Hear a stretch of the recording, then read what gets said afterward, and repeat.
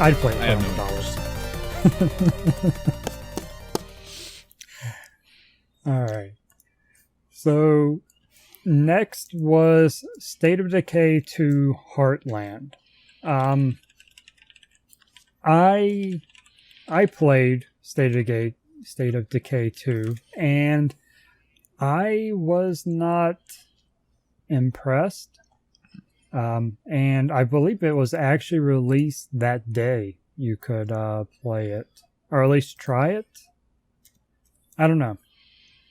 I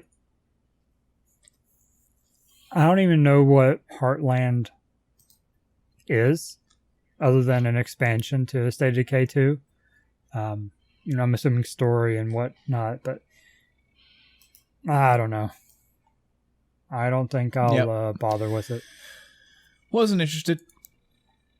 I do actually want to look and see if it's out now. And we'll come back to that. The next game was a shocker, and that is Phantasy Star Online 2, which is a game in, overseas in Japan, I guess. But they are bringing it to, English. I don't think it's a particular country. I think it's just bringing it to the West, essentially, is probably how they put it. And so seeing it is one thing, but it's also going to be free to play. So, okay. Yeah, as an old school but not current Phantasy Star supporter, cool. This is good for people to play. I'm happy for them, but not one I'll be getting immediately anyway. Okay. Something really interesting, going back to State of Decay 2 Heartland, is State of Decay 2 apparently isn't available on Steam anymore. So I wonder if that ended up being switched over to Epic. Or if it's just switching to Microsoft as like a Windows game, how they do. Yeah. I don't know. Not sure, man. Don't follow it at all, so couldn't tell you. Yeah. So, next game on the list, Crossfire X.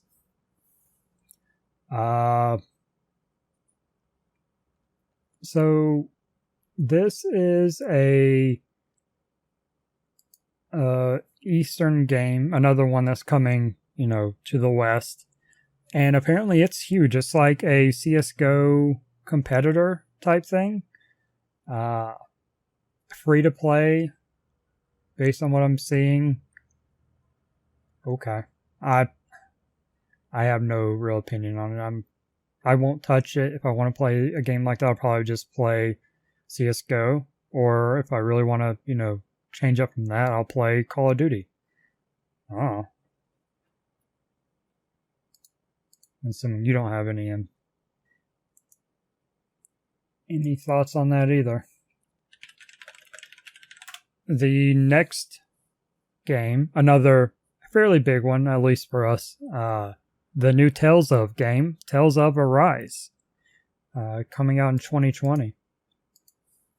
Like you had mentioned earlier, there's a ton of games, and I have a ton to get caught up onto. I think the last one I played was actually a PlayStation 2 one, and I didn't finish it. I was actually going to restart it on Steam, so I could play it on PC instead of busting out the PS2 again.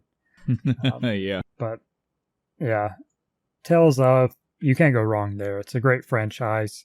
This game's not coming out until next year, so we have that long to play, 18 games to catch up. Not that they're related, but still.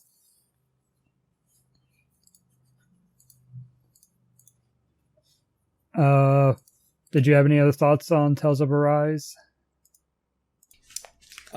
No, because again, at that point, I had already done my research and found out that there were 17,000 Tales games, and I got a long way to go before I can get caught up or have anything to say. And Sure. No, nothing to say. Okay. Next on the list was Borderlands 3. We've seen everything Borderlands 3 we need. That was... Don't care. Yeah. Release date on that is September 13th. Again, so another September game. One of the things they did was they actually added a Borderlands 2 DLC that connects 2 and 3, so you have a more direct connection between them. I'm assuming it's free. I believe it is, but I'm not 100% sure.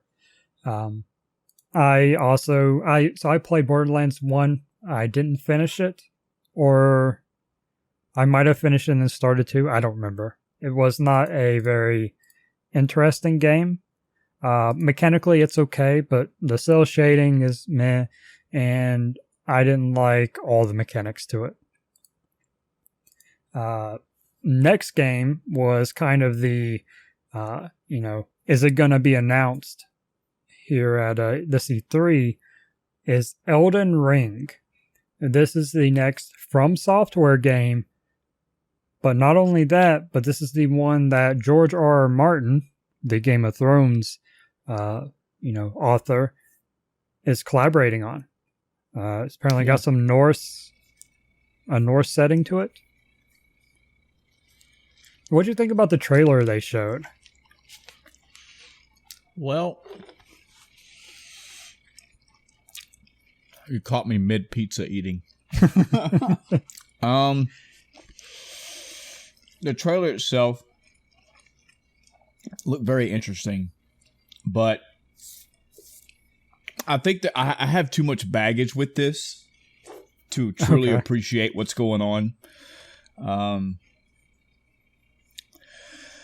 I don't know.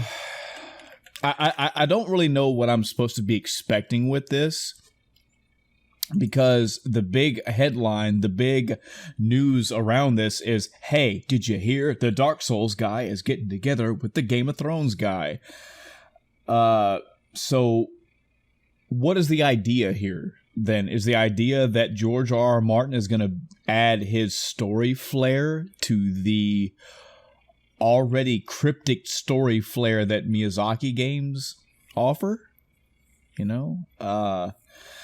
The fact that it's in a Norse setting, okay, we've already had a From Software style game where we're in a different setting than what we're used to, which is, the medieval sort of fantasy dragon type setting. We've already had one that's taken place in Japan-ish. So I don't know what... I just don't know. I need to see way more than this trailer offered for me to get some type of excited, because just the headline of these two people are collaborating really doesn't do a lot for me. So I'm already ho hum with the Game of Thrones saga as it is. It's good, but it's not. That's not blowing me over, So, and just the trailer itself, I thought it was cool. I thought it was interesting, but it didn't make me like fucking tap and try to pick up the phone and call you. It was just like, oh, sure. Okay, cool. Yeah, I just pulled up a article that has a little bit more information. It's on IGN, but I won't hold that against them. It says that the Miyazaki wrote the story while Martin did the world's mythology. So that's an interesting dynamic, because Martin's good at building worlds. He's got all this lore and background and history, and to the point where it can sometimes be overwhelming, which, based on, all the lore and stuff I've heard about that exists in the Souls games, it seems like it's continuing that trend, and maybe it'll be better. Maybe it'll be more interesting, and they're of course tied in with each other, the main story and lore and all that, and it adds to the world. Okay, that's interesting. Yeah, I didn't turn my nose up to it, but I didn't jump for joy either. I was like, okay. At the end of the day, for me, the biggest takeaway: a new From Software game's coming. Cool. Yeah. I will admit though, and you may have known this too. Sorry, audience. It's been a long day. I haven't had to eat. I had heard about I hate the way this sounds because it sounds so fucking pompous. But I think this was also another trend of the E3 this year. I knew about this ahead of time. I mean, this was an article that was reported on a couple weeks ago. That hey, did you hear George R. R. Martin or GERM? Like I've just now started to hear GERM as an actual thing. It makes sense. I refuse to acknowledge that as a thing. Yeah, I think the world as a whole did that because apparently that's been a thing for years now, and I'm just now starting to hear it in pop culture. But I mean, it's one thing to write it, but to say it, no. Yeah, GERM does not sound nice at all. It's like saying even if it's lol. Even if it's just his, I don't know, GERM. Yeah. Anyway, that completely aside, a lot of these news articles that were have been out for a week or so, or even longer than that, did kind of put a damper on a lot of these news. A lot of this E3 reveal. A lot of these E3 reveals have already been tainted, so to speak. Mm-hmm. So now, okay, the Keanu Reeves, no, I didn't see that coming. So when that happened, I was like, yeah, but come on, Final Fantasy Remake, already knew that was coming. Yeah. This right here, this game, this collaboration, though I didn't know a name and didn't know what it was about, I knew that this collaboration was happening. So, yeah. Yeah, and to be fair, nobody was surprised because George R. R. Martin blogged about it. That's right. It wasn't a leak. He flat out talked about it. Mm-hmm. So, and it's funny. It's like, did From Software, were they okay with that? Or is this just George R. R. Martin being, himself and he doesn't care what other people think or do? If he wants to talk about it, he's going to talk about it.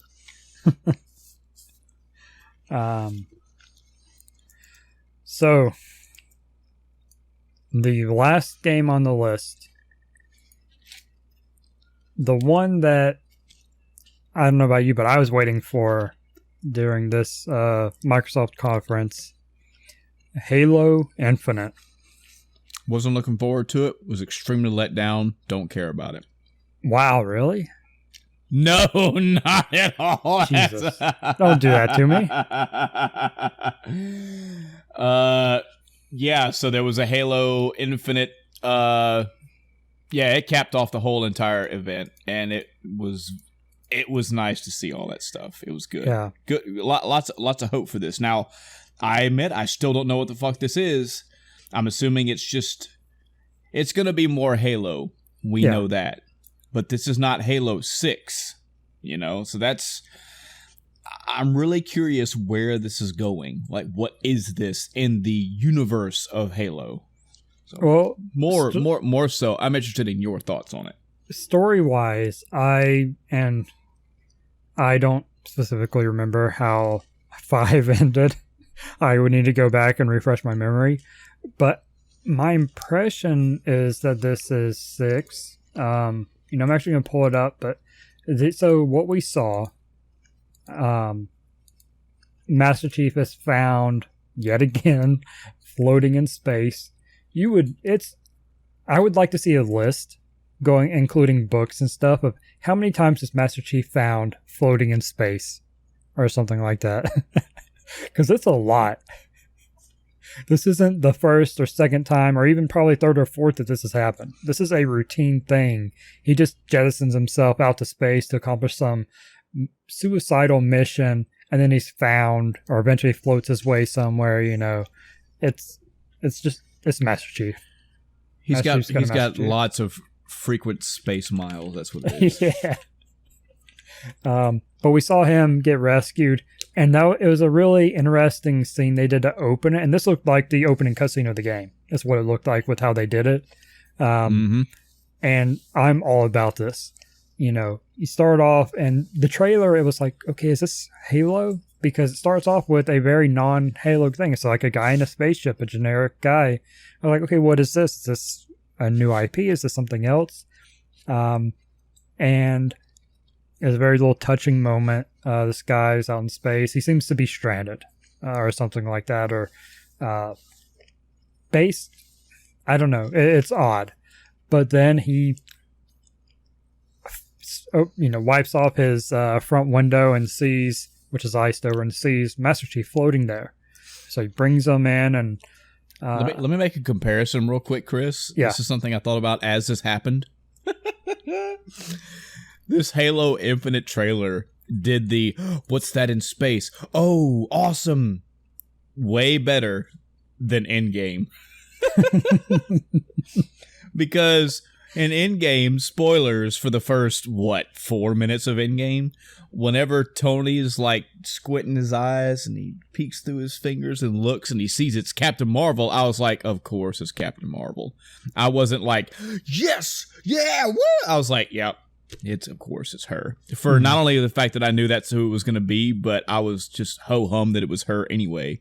But when this dude was like, on his last wits, almost same scenario. Like, I'm about to die, bro. Shit's getting bad. He wiped it off, and I saw Master Chief floating there. I was like, oh, yeah. I was like, wow. Did I just, oh, yeah, over Endgame? Oh, man. Anyway, a little thing. So I did just look up and confirm this does take place after 5.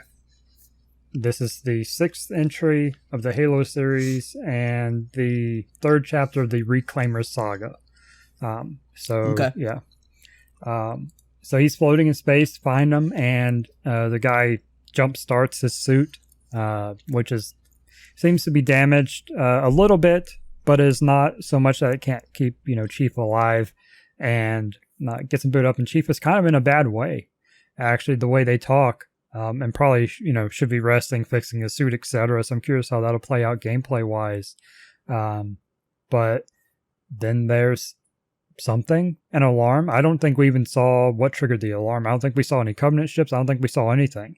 The only thing we saw before that and maybe after was the Halo ring, which was actually partially destroyed. I don't know if that's how 5 ended, if that was related to, I can't remember, which is a shame, as much as I love Halo. That goes to show how not good that game was. But the big thing here, and my biggest takeaway from this, was we are back to focusing solely on Master Chief, which is what I wanted. God, yes. And I don't know where the information is from, but I also read something that our guess from one of the trailers, if not this one, the E3 last year trailer, it looks like his older armor. So they're going back to, what you'd expect from him, which is interesting to do. I wonder if there's going to be a story reason, or if that's going to be kind of a, plot hole, but, a gameplay decision to kind of change how it looks, which I'm okay with it either way. I hope they do explain it story-wise if that happens. But I don't remember exactly what it looks like in 5 either. There's a lot of things I don't remember about 5. I'll probably have to go play it again, at least the story parts of it, to get caught back up and remember what was going on besides, hey, chase down Master Chief, We got a release date of holiday 2020. And while that is a long way out now, the biggest part about that is it is going to be a Project Scarlet launch title. Was Project Scarlet the new Xbox? No way. So now we have, and it was expected next holiday, seeing the new consoles. Yeah. Now we have official from Microsoft, at least. Yeah, Project Scarlet, new console next year. Yeah. See, that's the thing. We that was another thing that got ruined. Like, we knew Scarlet was the thing. So it's okay. The good part is knowing that the launch title is going to be Halo Infinite. Now that was okay. Now that's awesome. Scarlet thing, I don't give a shit. We already knew that. That good to know. Yep. The only note I took about Project Scarlet, let me actually pull up my other notes. Okay, I actually took 3 notes. The first is they made a comment about making the priority gaming, which I hope means they're going to pare down UI stuff and all the, which they already did some with Xbox One. They backed off, some of the things they were doing. So maybe they'll start off and maybe pare it down even more on Project Scarlet, which I hate saying Project Scarlet. I would just like a console name, please. Which is another topic. What are they going to name this thing? Mm-hmm. Is it going to be Xbox 2 now? Oh man. The other note was that it is 4 times more powerful than the Xbox One X. Okay. I mean, that's a very broad statement, but okay. That's... and they also, I didn't write it down because we'd already heard it from PlayStation. We can assume they're going to compete. They talked about, doing an SSD and all this stuff, faster loading times, or trying to eliminate loading times as much as possible, blah, blah, blah. Basically, direct competition with PlayStation 5. Not surprising. I heard nothing about this console that wasn't anything you've heard of any other console that's ever been coming out. This is the new shit. This is the new graphics. This is new this. This is new that. I heard nothing that was like this new feature that's going to blow you away. So Xbox has a new console coming out. Move on. That's what I did. My third note and last note for it was support up to 120 FPS. Okay. Don't care. I'm not an FPS snob. Yeah. But it's worth noting for those that do care about that kind of thing. Okay, going through some of their other announcements that weren't specific games. Xbox Game Pass. So here's the deal with it. I've been on the fence about trying the Game Pass because there's so many other games to play right now. But it's always been there as a, man, there are so many games on Xbox Game Pass that I could go play, and I would have tons of games to play, especially because they've had this $1 thing for a while. But what they're doing is now they're bringing Xbox Game Pass to PC, which kind of changes the game up a little bit. Because now I can supplement my Steam library, with the Xbox thing and all that. Which $9.99 a month, okay, that's not terrible, especially considering they're probably gonna have some sort of deal, starting out. And then they started a beta for it the day of the conference. That was the 9th, I believe I said. The 9th. But then they announced Xbox Game Pass Ultimate, which is Xbox Game Pass for Xbox, obviously, the console version, Xbox Game Pass for PC, and Xbox Live Gold. And for $14.99 a month. But also, you could sign up now for $1. I signed up for the $1, and it basically converted my existing Live to Ultimate. I don't know if that means I just got like a year, because I had just upped my Live. I don't know if that means I have a year of Ultimate and then they charge me. If I got a year of Ultimate for $1, okay. Yeah. But that aside, $15 a month, which is, whatever a year, 150 plus $180, I believe. Never do math on air. It's like $180, whatever. For Live, which Live's already, 60, 70, and it keeps going up. So I kind of lose track of it. But yeah, I mean, I went and signed up for it, so I have too many games to play right now to go actively play it, but wasn't going to pass up $1. Especially when I heard about it converting like it did mine, which I saw. Okay, yeah, there are a ton of games. There are games that are going to that come out on release that are available on Game Pass. A lot of the indies they talked about in the Game Pass montage that we didn't cover and I didn't bother writing down, they're going to release to Game Pass as well, so you'll get them for free when they launch. That's what I really like about the service, is how you can get some of these games for free, similar to, EA Plus and all this, whatever their things are. So more to follow as I check it out and actually try it on PC. We already talked about the wireless controller, or the Elite, I should say.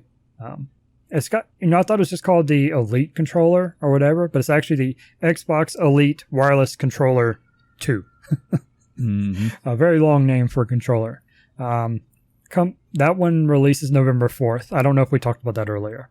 But the release date on that controller. We talked about the day, but yeah. The next thing, and kind of a very interesting piece to this, was Project X Cloud. Now, what I gathered from that is it is their competition to Stadia. And this makes a lot more sense to me because think about if you have Game Pass and combine that with xCloud, or if it's even a part of it for free if you have Ultimate, this is something else they lump into that package. Okay, you can now play your Xbox 2 games, Xbox One X games, whatever platforms, xCloud is available for, on your PC, kind of taking the Play Anywhere thing they've been trying to build on the last couple of years, however long that's been going on, and step it out a little bit further to where it's a Stadia-like thing. But then they said you can use your own Xbox One as your server. So instead of all this latency going out to whoever knows in the world, you're going across your living room or, across your apartment or whatever, distance it is. So that cuts out a ton of latency. That makes this a much more feasible thing. And if you think about it, we've already seen this with PlayStation's play from PS4 to Vita thing. You could actually stream from your PS4 to your Vita.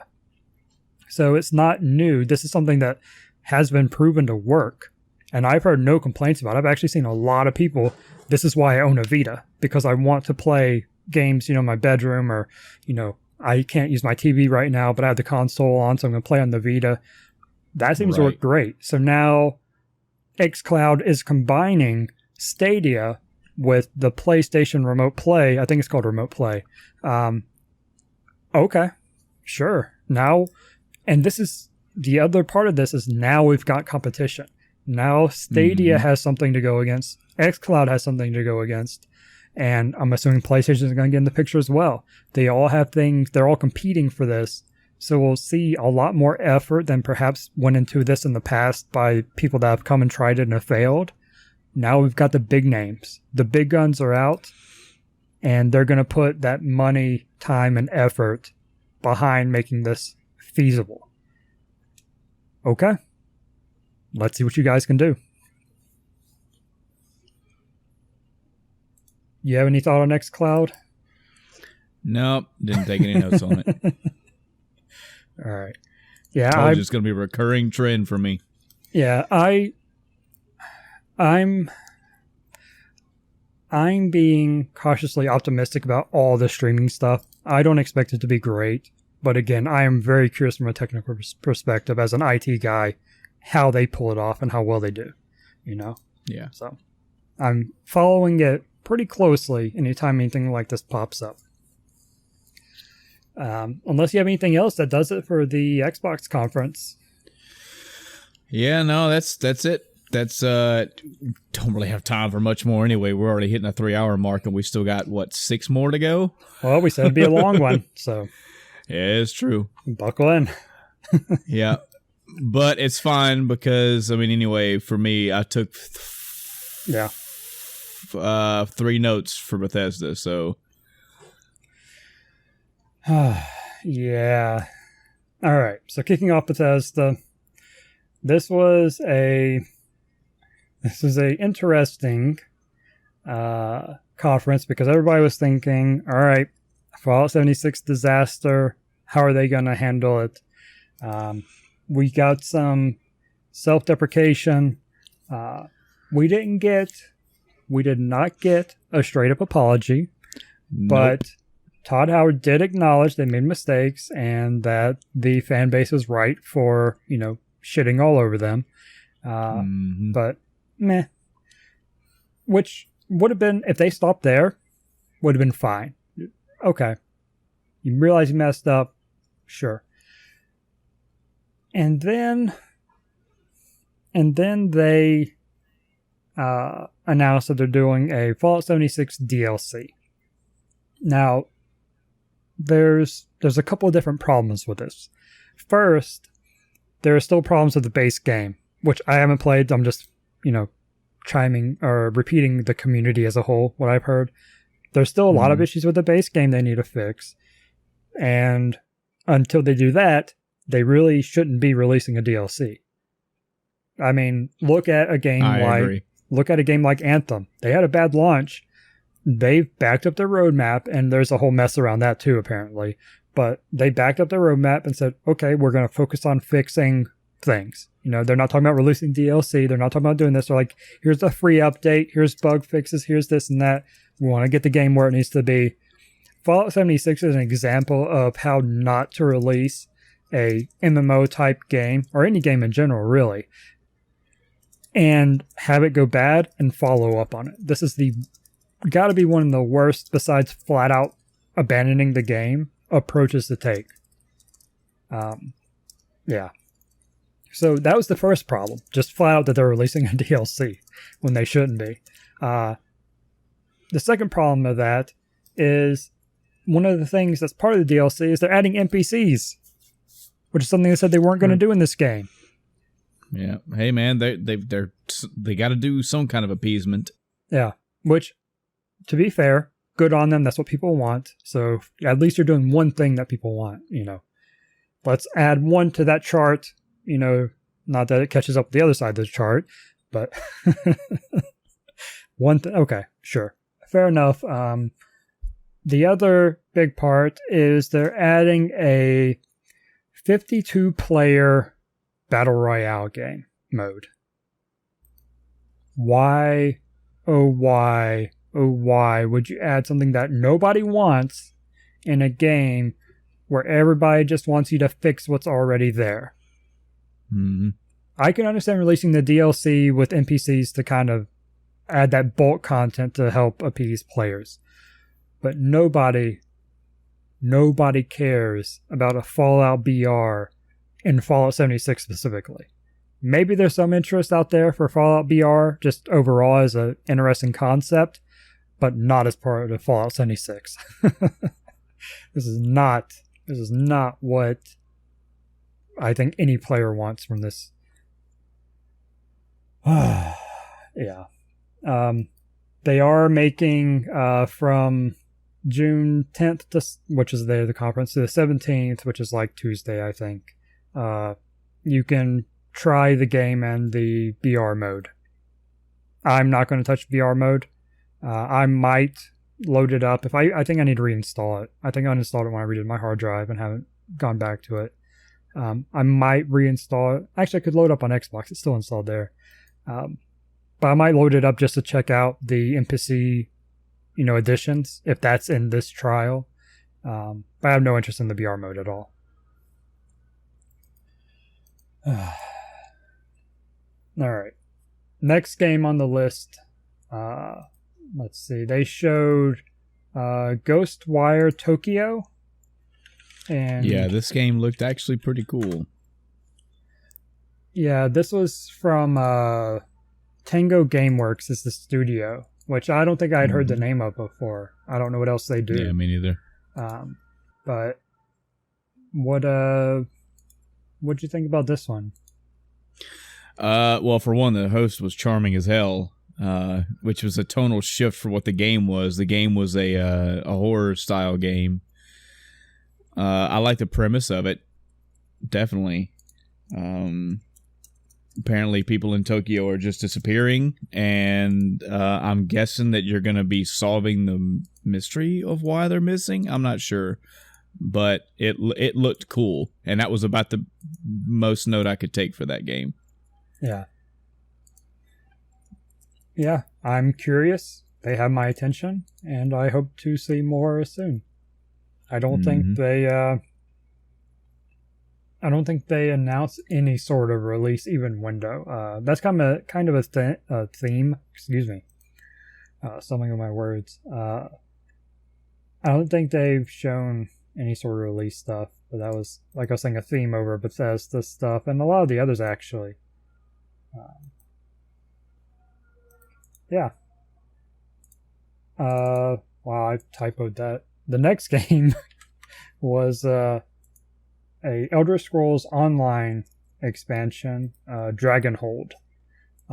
There was, I think I made notes of a couple other things, but the next one's Dragonhold, but then there's Scalebreaker that comes out after that, so they've already like announced what's next and then what they're working on after that. Elder Scrolls has a ton of content, my understanding. Mm-hmm. I haven't played it. I don't really have an interest in playing it, but I kind of keep hearing a lot of good things about it, that it's gotten better and there is a lot of Elder Scrolls lore to it. You know, the world has expanded, and it's kind of unfortunate that, you know, it's an MMO instead of a single player game. And a lot of people are frustrated that, you know, whatever the next Elder Scrolls game is, Elder Scrolls 6, is going to take so long because they're just pumping all this stuff into ESO instead of single player. I don't know. I don't play it. Probably won't play it. But we'll see. Same. Next game was a mobile game. Commander Keen apparently says a lot of people upset. Because Commander Keen was an old school game. I don't know anything about it, but apparently a lot of people loved it. And they are very upset that not only is this a mobile game, but it is nothing like the Commander Keen they know. Yeah, which I can understand. Yeah. There's this whole mobile game trend. Everybody, all these studios trying to get into the mobile game world with IPs that shouldn't be going there. Yep. Speaking of, next on the list, and Commander Keen is coming out in the summer, if anybody cares. Probably don't. Next game, also on mobile, Elder Scrolls Legends is getting Moons of Elsewhere DLC thing on June 27th. This, I haven't played this, but it does look kind of interesting. But it's very much based on what I've heard, a pay-to-win type game. You know, yeah, you can progress, but it's very slow, and you essentially have to pay to have any sort of reasonable speed of progressing in the game. So that's a big turnoff for that game. Next on the list is Rage 2, Rise of the Ghost. So Rage 2 already getting an expansion. I did not note, and I don't know if you heard anything. Is this a paid expansion or is this free content? Rage 2? The Rise of the Ghosts. The expansion. I do not know because I don't play Rage at all, so Okay. I tuned out for this. Okay, well, I didn't know if they said during the conference. I didn't. They may have, but I didn't take any notes on this at all. Apparently, they have a roadmap, so it's already known, and it's expected to come out in August. Oh yeah, there it is. Paid DLC. Even the roadmap specifically says. Okay. I haven't heard anything either way about how thoughts on this from people that do play. Rage 2 kind of came out and then people played in silent. I don't actually know opinions on it. Yeah. I like how that date added August 1st and I just put August. Anyway. Yeah, I don't know. I intend to play Rage 2 at some point after I go back and play Rage 1. Because it is a direct sequel and I never played the original. Next game on the list, Wolfenstein Cyber Pilot. Now, they didn't show much or talk about this much, but it is a VR Wolfenstein game. What'd you think about that? Chris, the last note I got for this whole thing is gameplay from Doom Eternal. So all right. I didn't care.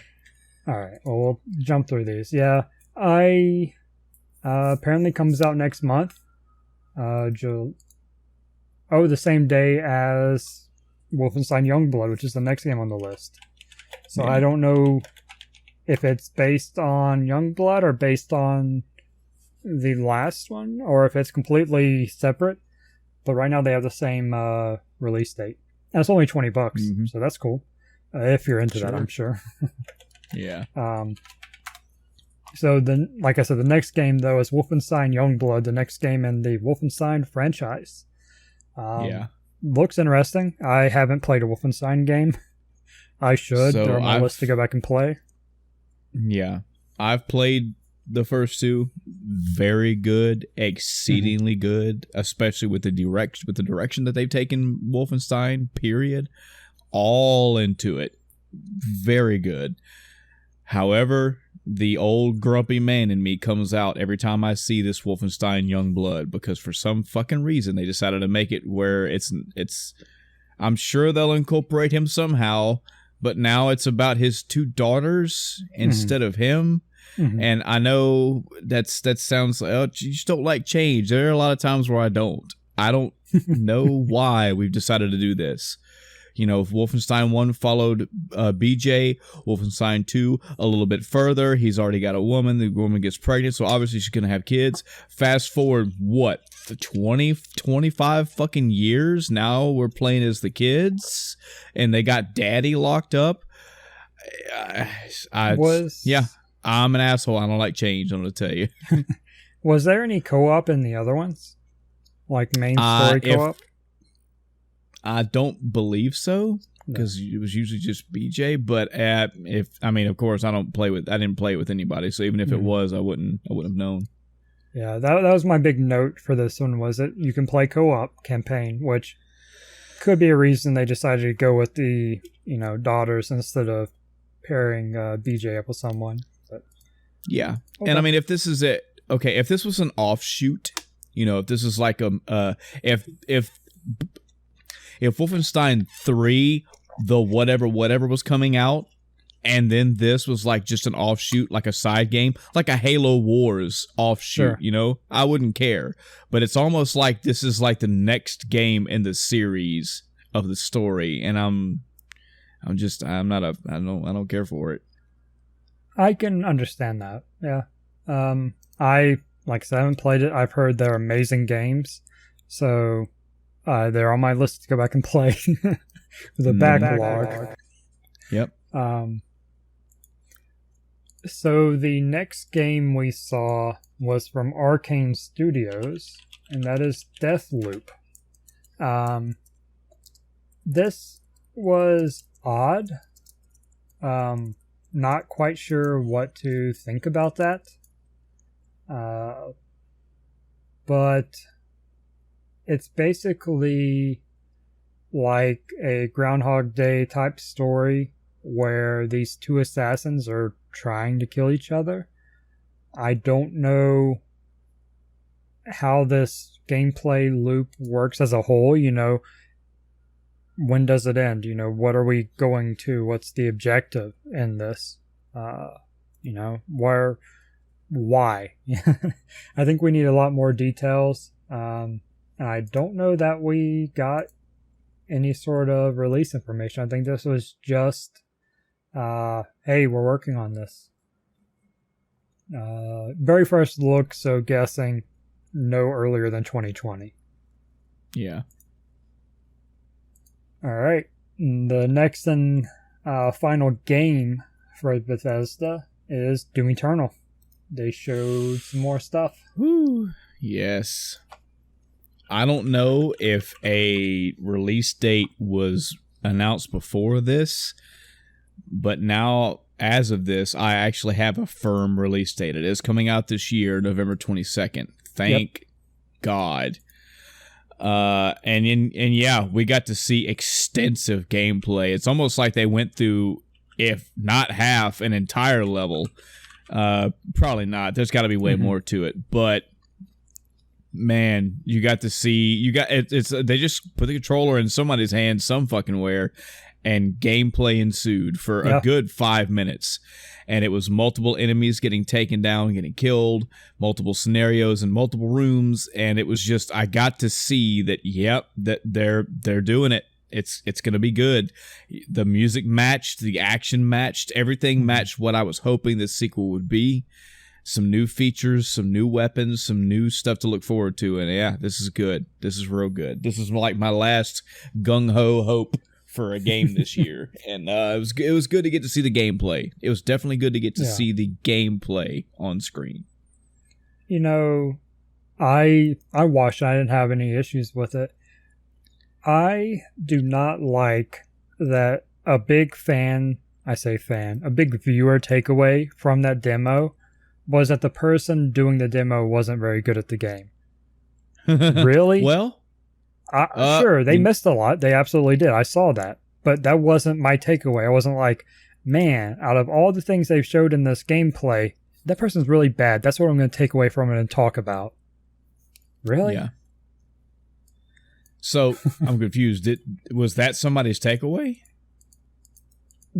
I've seen that on Twitter and on Dropped Frames as mentioned and stuff like that. I was, every time he was taking hits or she, whatever, every time that you know, consequences were happening, I was like, awesome. You're not so this makes me at least feel like this is authentic. Yeah. You know, this is somebody playing it hopefully live right now or recorded, but they didn't doctor it up. Like, this is, you're going to go through, you're going to get hit. Exactly. And I mean, that really bugs me. Like, I didn't hear this. I didn't read this. That is a really ignorant way to think about it. Nobody's going to play through this thing 100% perfect. It was like, oh, they're obviously playing on console or playing with the controller at least because of how bad they are. It's like, come on. That's totally not even something to care about. I actually enjoy the authenticity of seeing somebody get hit and get hit a lot. So absolutely. Good. Awesome. And the other thing they announced, I don't know if this was heard of before, but they talked about battle mode, which is a PvP mode. Mm-hmm. I know nothing about it. Yeah, me neither. I'm an outsider looking in on Doom. I appreciate the game for what it is, but I haven't played any of the recent stuff. Yeah, the new Doom is totally fucking awesome. It's really nice to hear that music. I'm a big fan, man. Mm-hmm. So the other topic they talked about was that they have been working on Orion, which is a set of cloud streaming game engine technologies, which is a lot of words to say they developed an engine or tools for engines to use to help compatibility with Stadia and other streaming platforms like that. So they're actually putting a lot of work into making this better across the board. Not just Bethesda. This is stuff that other studios will be able to use. Mm-hmm. So, cool. I love that Stadia isn't in a bubble, isolated, just doing this on their own. If we're gonna get a good product, it is going to take this level of collaboration and effort across the board, whether it be cooperative or competitive. It has to be there for this to be pushed like it needs to be. Yeah. Any other thoughts on Bethesda? Nope. All right. So next, technically, is Devolver Digital. I didn't even watch it. Any notes for it? The carrion game looked pretty interesting. It was platforming, but you didn't play as like a standard character. You played as like this tentacle thing. That looked really cool.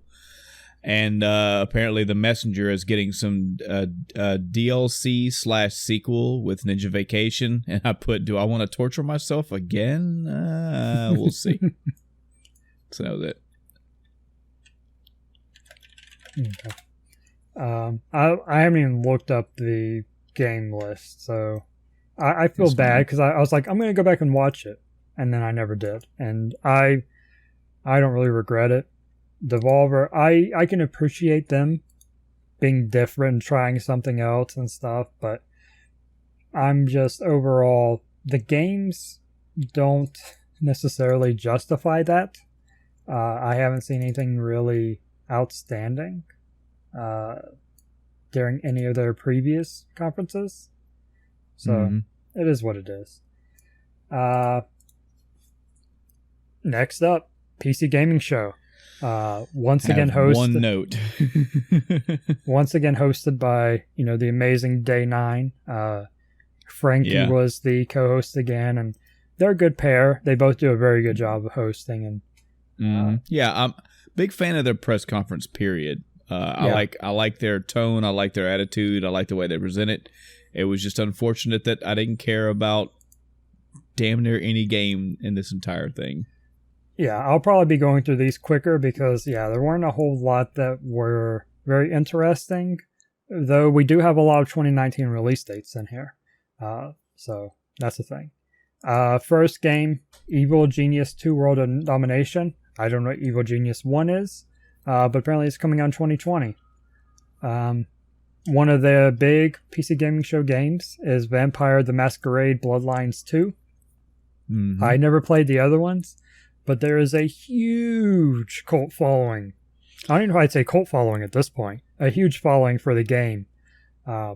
So finally getting a true sequel, because I think there were some offshoots before that people didn't like. But this goes back to the core. March 2020.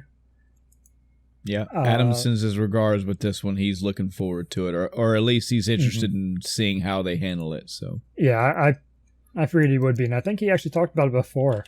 One of the last times he was on. The next game was interesting. It is Starmancer.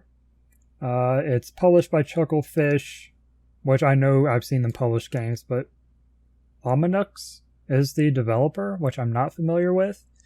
But this is a game that I'd never heard of. I don't know if this is the first release of it or not, but it is looks to be sort of a Dwarf Fortress meets space type thing, which I love Dwarf Fortress. So, okay. Tell me when it's coming out, and I'll throw it on my list and maybe even pre-order it. Next on the list was Chivalry 2. Didn't play the first one, and now there is a game that is a direct competitor already out that is likely better than this is going to be. So that's not good for the Chivalry guys. It comes out in 2020 though, so maybe they can look at what the other game does, which I don't remember what the name is. It starts with the M. They've got a year. Blade? No, it's one word. I don't remember. I keep hearing it's basically realistic combat. Like the way you swing, your angles and everything matter a ton. And Chivalry kind of did that first, I think, at least in recent memory. And then this other game came along, was better, and now Chivalry 2 is coming out. And it's a thing. Next on the list, Planet Zoo. I mean, it's a zoo sim. And this one, they're looking to expand it further. There's a beta this summer. Comes out November 5th of this year. Real quick, one thing we didn't address for the PC Gaming Show is that it was sponsored by Epic, which we talked about a little bit before. There are only 4 games that I confirmed are Epic exclusives out of this list of 33 games. So the concern over how many of these are going to be Epic exclusive, some of these could change. Maybe they did, and they just didn't announce it during the conference, but I did research after and during and confirmed. I couldn't find information on 2 of them. They confirm either way. But 4 out of 32, not bad. Not a big concern then. But Chivalry 2 was the first one that was Epic exclusive confirmed. But yeah, Planet Zoo. It looks to be fun. November 5th. Next game was Mosaic. I don't remember what that game was. Comes out this year. I don't think they gave a actual date. They just said 2019. I'd have to actually pull it up on Steam to see what this game was. Let's see. Oh, this was the kind of depressing, atmospheric game. Don't know how it, gameplay wise, but it's kind of I'm assuming a play on, modern society, phone society, etc. Blah blah blah. Mm-hmm. Whatever. It's a thing. 2019 release date. Next game was Midnight Ghost Hunt. So this is a interesting game in that it is a offshoot of the prop hunt type of genre, which is really typically a mod type game. For like Gary's Mod has a mode in it. Call of Duty added a mode in one of their games for this, I believe, or something like that. I think your rabbit's escaping. But it had some additional premise to it of the ghost, which is the people that hide in props, can actually fight back. And then when it hits midnight, if they survive to that point, they go on the offensive. So it looks interesting. And I'm sure it'll be like probably a $20 game, if that. So maybe I'll give that a shot. There is no release date that I found on that, but we'll see. It's another one of the Coffee Stain Publishing games, which we see throughout PC Gaming Show every year, at least recently. They published a lot of indies. Next game was Unexplored 2, The Wayfarer's Legacy. I didn't play the first one. I don't think I've heard of this game. Nope. It's a action RPG, roguelite, etc. Okay. Coming in 2020. We'll see when we get some more information. I don't know that I would be interested. It looks too stylized. I don't know. Yeah, I don't know. We'll see. So Mutant Year Zero Seed of Evil is the next game, and I want to look this up to confirm, but I believe it is a DLC. Yeah, it is. So Mutant Year Zero getting its, I think, first DLC. Yeah. Coming out July 30th. I played Mutant Year Zero, and I like it at the premise of it, but I got to a point in the game where I was like, I feel kind of stuck because you can't replay maps. You have like the story progression. You have some side stuff, of course, but I felt like I was to the point where all the side stuff was too hard. And I didn't really have a spot to just level up, Yeah. And I don't know if that was just me or what. I was playing on normal. I didn't play on hard or anything like that. But I don't know. Good to see it's getting a DLC. Curious to see if there's any other quality of life changes in there as well that may draw me back into the game. $15 DLC. I'll probably do it eventually. Maybe I'll wait for it to go on sale or something. Alright. Next game was Conan Unconquered. This is a survival type base building type game. City builder, RTS. There's a lot of different words we can use to describe it. It's actually already out. It's been out for a couple weeks. But reviews on Steam are mixed. So, and what I was hearing during E3 was not that good of a game. I'm really curious why it was even at E3 since it's already out and it's not a DLC or something. Typically it's for things that aren't out yet. Okay. Next game was Moons of Madness. Moons of Madness is actually a horror game. It's coming out on Halloween, as a matter of fact. I let's see. I don't even remember what this one was. I'm not a big horror game fan, so I probably won't be playing this. I am, but I wasn't really interested in this one. Okay. Fair enough. Yeah, first person horror game. Okay. So the next game is Conan Chop Chop. Now, there's a lot of debate about this game because the trailer for this game dropped April 1st. So, as you know, considered a April Fool's joke. Mm-hmm. Now, the question is, was it an April Fool's joke and now they're making it? Or was it not an April Fool's joke and they were intending to make it all along? All along. Did they see that people actually wanted to play and decided to actually make it? Which wouldn't be the first game to do that, I don't think. If I recall correctly, Goat Simulator was also teased on April 1st, or was actually released or something. And it was like, yeah, this is an actual game.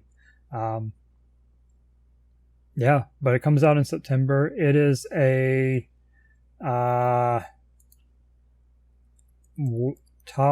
it's a roguelike stick figure game. I'm probably going to play it just to see. It seems like it'd be a laugh, you know. September 3rd, according... Yeah, that's what they announced too. And that's what Steam says. Okay. Let's go ahead and add it to my wish list. Alright. Next game was Last Oasis. I don't remember this game at all. Which one was this? Oh, this is the traveling base fighting game thing. You build little vehicles. It reminds me of, is it Besieged? Which lets you build contraptions to accomplish goals. Yeah, I believe so, yeah. Yeah, it reminded me of that, but against, like, based in a world where you build your base, and apparently you can actually build a base on the ground and then pack it up in your vehicle and move it around. So, okay. Seems interesting. We'll see. Let's see. September 3rd. Same day as Conan Chop Chop, actually, which is, I thought was amusing.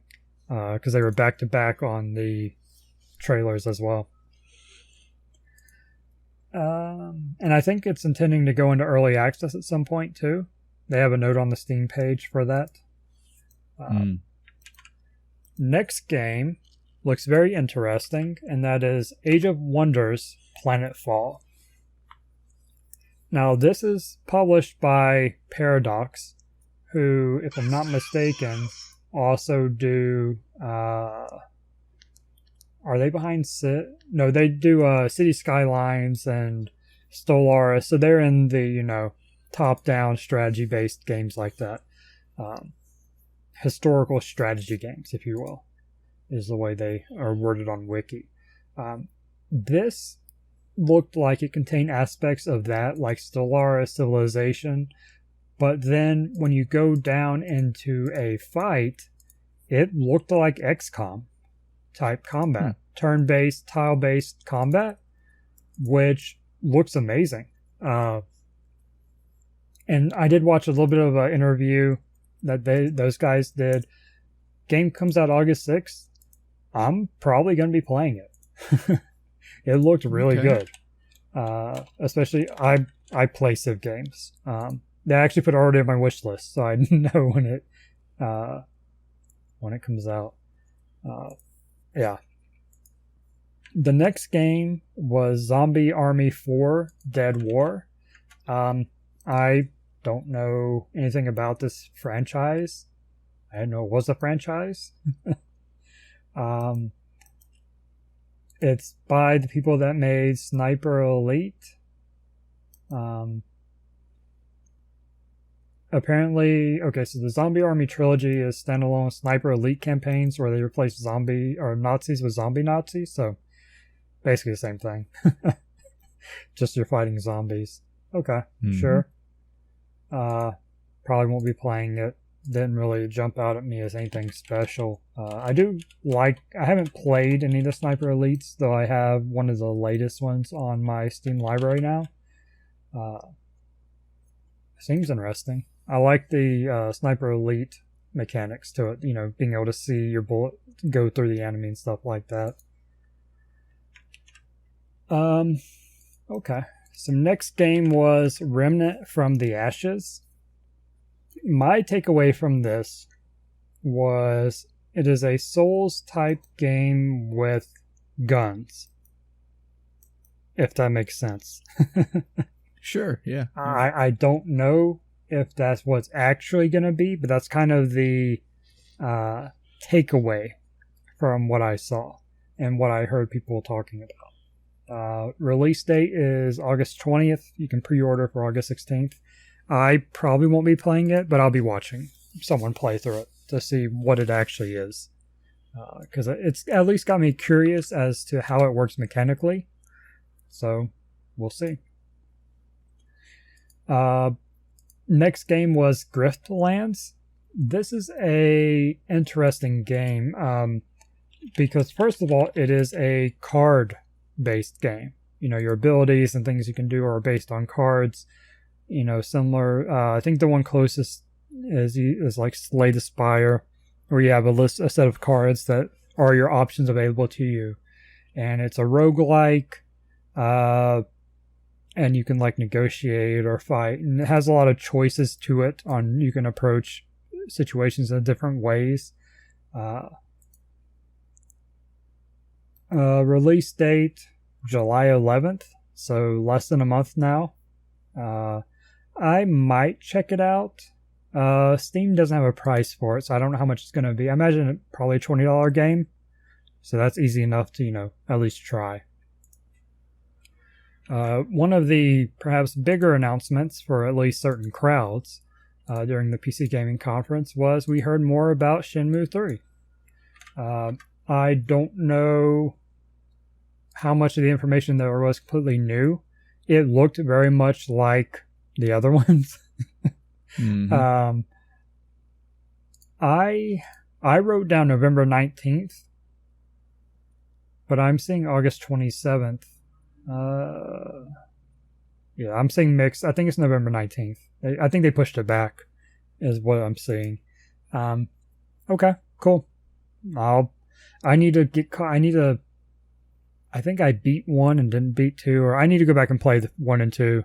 I'll probably do that on Steam or wherever else they did the, re-release of the game.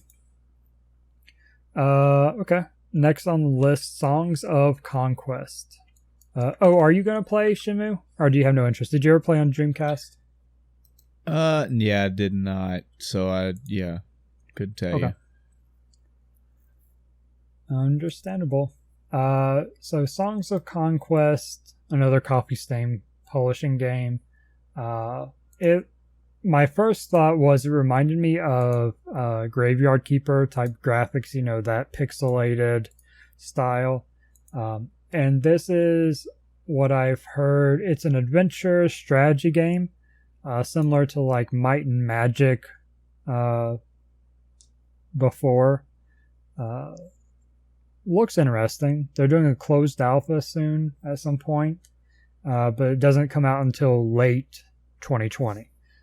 So this is the initial look at it. I'm interested. I kind of want to see where it goes. Okay. Next on the list is Warhammer Vermintide 2 Versus. So this is their PvP DLC or mode. I say DLC expansion. I don't think it's actually paid content. I could be wrong, but it sounds like just adding a PvP mode to the game. I know nothing about Warhammer Vermintide. I've heard mixed opinions on it, but a lot of people like it. So, hey, good for them. And that actually was releasing the next day, I think, or that day, because I think the conference was on the 11th. Yeah, Tuesday, which is the day it released. No, it was actually the day after. The conference was the 10th. Yeah. So always like when it's like, yeah, we're releasing this today or we're releasing this tomorrow. The next game on the list is Per Aspera. And it seems to be I think the way I heard it was it is a macro base simulation game. The difference there being that a lot of Sims, it's like down to individual, buildings and people in the buildings and, building up from there. This, based on what people were saying, sounds like it's more, all right, this is a large chunk of a base. This is another large chunk of a base. This is connecting things or connecting bases. So you kind of deal on a higher level, kind of more like how Civ, you deal with your cities instead of your real individual, buildings, even though your cities have buildings, but if that makes sense. So it's interesting. I don't know if I'll play it or not. I think I would have to see or hear something really good about it, like a unique mechanic or something like that kind of separates it from the rest of the simulation games, even as a simulation fan like I am, or a cheap price may get me to try it. But it's release date 2020, no specifics, so we'll see. Another one of the really curious games of the PC Gaming Conference is Ancestors, the Humankind Odyssey. We saw a little bit about this last year. I believe this is another E3 2018 game announced. I don't know what to think about it quite yet. Do you have any thoughts on it? No, not really. I can kind of understand the premise. This is another one where I saw an interview for it. And the guy that made it, he's actually one of the original creators of Assassin's Creed. So I thought that was a little neat tidbit they mentioned. But you're playing whatever level of evolutions humans came from. I believe they said it's the last common ancestor between apes and humans, so way back when. And you start like 10 million years ago, but then you advance like millions of years throughout the gameplay, which is interesting. I'm curious how they do those mechanics. August 27th, so not too far out before that game actually comes out. Auto chess was next. There's a whole thing about auto chess. This was I don't even know which one this was. This was I'm not getting into auto chess history, but there's Dota auto chess, there's a Valve Underlords auto chess game now, and then there's a separate auto chess that's not related to either because Dota wanted to do their own thing and instead of using the mod. Whatever. It's a whole mess. Yeah. I want to say it's coming out. It's out. I don't know. Oh wait, no, it's not out because this is the one that's going to be an Epic exclusive. So, okay. Sure. Anyway. I like the premise of auto chess. It seems interesting. But the whole mess around all the different versions and how to actually play it and all this stuff, it's like, okay, sure. Yeah. The next game on the list was Chris Tales. I don't know what this is. I don't know, but you better have a lot to say about it. Well, because it has my name misspelled in it. Yeah, sure. I have contributed to the PC Gaming E3 conference now. Oh, I guess it's actually 2 words. Interesting. I thought it was 1. The logo has it as 1, but it's actually 2. Sure. Anyway, it is a action RPG type game. I don't know that we saw enough. I'd have to actually go and look more in depth at it. Oh, there's a demo out. Okay, I didn't know that. So I'll go give that a try and report back on that next week. Yeah, we'll see. Talk about more next week. Comes out 2020. Next game was the Val Forest. And I see your icon on this one. It's the only note that I took, and I hope you weren't anticipating, because all I put down was nice graphics, side-scrolling action. So this, if I'm not mistaken, this was the Contra type game? Looked like it, yeah. Yeah, this game, it looks to take a lot of inspiration from Contra. Yeah, like you said, side-scrolling, 2D action platformer, more pixel-type art than, modern graphics, which is fine. This game doesn't really need anything out there. 2019 release date, nothing more specific than that. Next game, Borderlands 3. We talked enough about that. Nothing new here. We've seen everything we need to see from that. September 13th, if you forgot the release date from the other million times you've heard it. Next game was one of the more amusing ones from this, and that was Maneater. You play a shark. Okay. It looks silly and fun. I don't know. Let's see. Did I put a release date? No, 2019. They don't have one yet. But you play as a shark, and apparently there's RPG mechanics. You have like leveling systems and stuff as a shark. Here you go, another non-humanoid. Yeah. You can eat the humans instead. Too cute for my taste. Trying to be cute. Gotcha. And it is going to be an Epic exclusive for a year. Which is kind of sad. Because I think I was going to play. I think I already put I was going to put my wish list on Steam when I saw that. Okay. Next one is Terraria Journey's End. This is the next DLC expansion, whatever you want to call it, for Terraria, which has a ton of content at this point, I believe. Journey's End, I think someone was saying it's like the second to last expansion they're going to do for the game or something. Or it might be its final major update. Okay. I hope Terraria fans like it. I haven't played it. So not much to contribute there. So the next game was Telling Lies.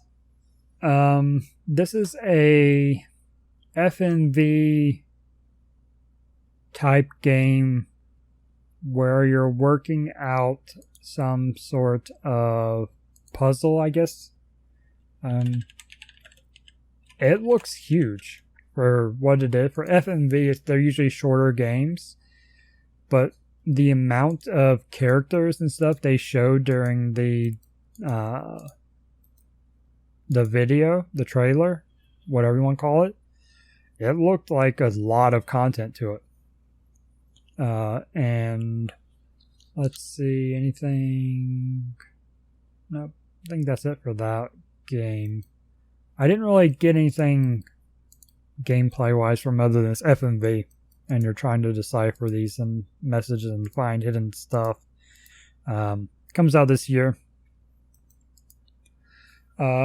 Next up, Warframe Empyrean. Empyrean's the next Warframe expansion, DLC, whatever you want to call it. They didn't announce much because they're doing the full reveal on July 6th at what is it? Basically their con, their little event they have. I'm sure Warframe fans are going to like that. I haven't played it, which is a shame, but I have a lot of games to play. Mm-hmm. So next up was Genesis Noir. I think that's how you say that. It's...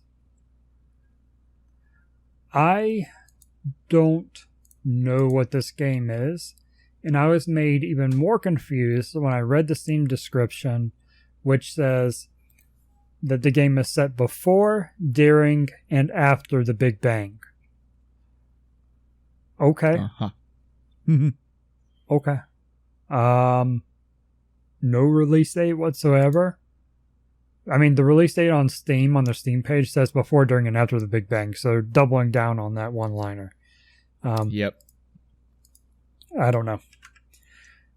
The next game was I'm using on the Dropped Frames restream. So the premise is you're a boy who is trying to find his mother. He's in this monastery. So you have to escape there. It's basically a stealth game. But as soon as they said, small child in monastery, people were immediately making comparisons to a boy, in a church type thing. So, all right.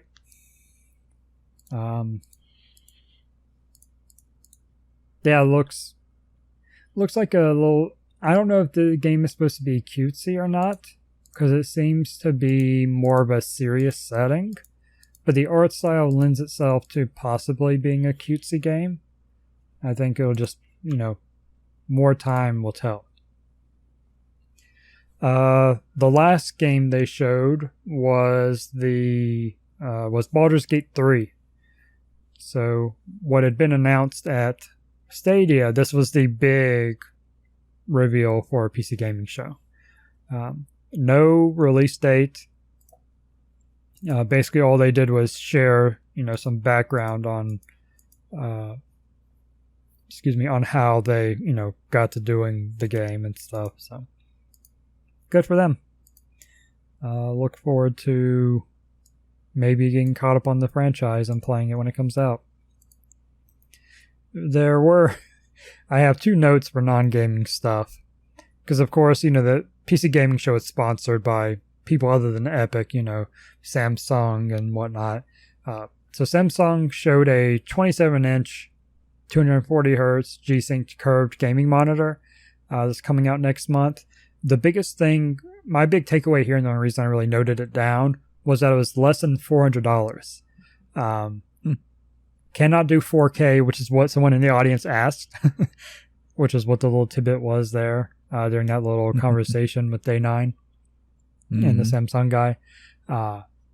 Less than $400 for 27-inch curved monitor. That seems like a pretty good deal. I mean, I haven't necessarily browsed the market too much for curved monitors because it's not something that really appeals to me, but seems like a good deal. And I noted down the gaming chair they showed for 2 reasons. One, the brand is called eWin. E-Win. All right. Playing off the esports, type thing. Silly name. Second, it looks like every other gaming chair. Yeah, exactly. Okay, sure. Hope you didn't spend too much money sponsoring there. Because I don't think it did you any good. Any other thoughts on the PC gaming show? Nope. I contributed what I could. All right. Very well. So the next conference was Ubisoft. They opened up with a Assassin's Creed Symphony, kind of advertising their tour they're doing. That's cool. The first game they showed, and this has been a very controversial, I say controversial, not really. It's a lot of confusion and questions around it, basically. And I think the better way to put it is there's a lot of doubt about the game. Watch Dogs does not have a good history. So this Watch Dogs Legion game, which looks really good, may not be that at release, Kind of the first Watch Dogs we saw the gameplay, the trailer at E3 looked amazing, looked really, really good. And then when the game was released, it was like, this is not what we saw. And a lot of people were unhappy about that. Watch Dogs 2, I don't know how well it did. I don't know anybody that played it. Yeah. Apparently it did well enough that they wanted the second one to come out and then a third one. So here's the thing. Yeah. And this is the only note that I took for this conference, was this game. Okay. Because this is the only thing that I found interesting. And I as well have not played the original Watch Dogs games. So 1 and 2 I've not played. I've seen them from afar. And I think I have Sleeping Dogs. I don't have Watch Dogs. 2 totally different games, so to speak. The interesting premise to this was the idea that you could take a character through the game and you kind of have some free will, you kind of have some decisions to make, and maybe or maybe there are multiple ways to approach a situation and reach an outcome. Right. But either through bad decision making or bad choice picking or what have you, your character could die. Yes. As in permadeath die. Yep. Which then in that particular time of the story swaps to another character that basically picks up where you left off. And your death is canon in the story. So they know who you are, they know what you were doing, and they acknowledge that you have died. And I said, okay, this has potential to be interesting. And it got even more interesting whenever it showed the collage of the characters. And it was, I don't know, like a 10 by 10 grid of character faces. So that's pretty awesome. Now, that I agree with the audience that is skeptical, because that's a lot.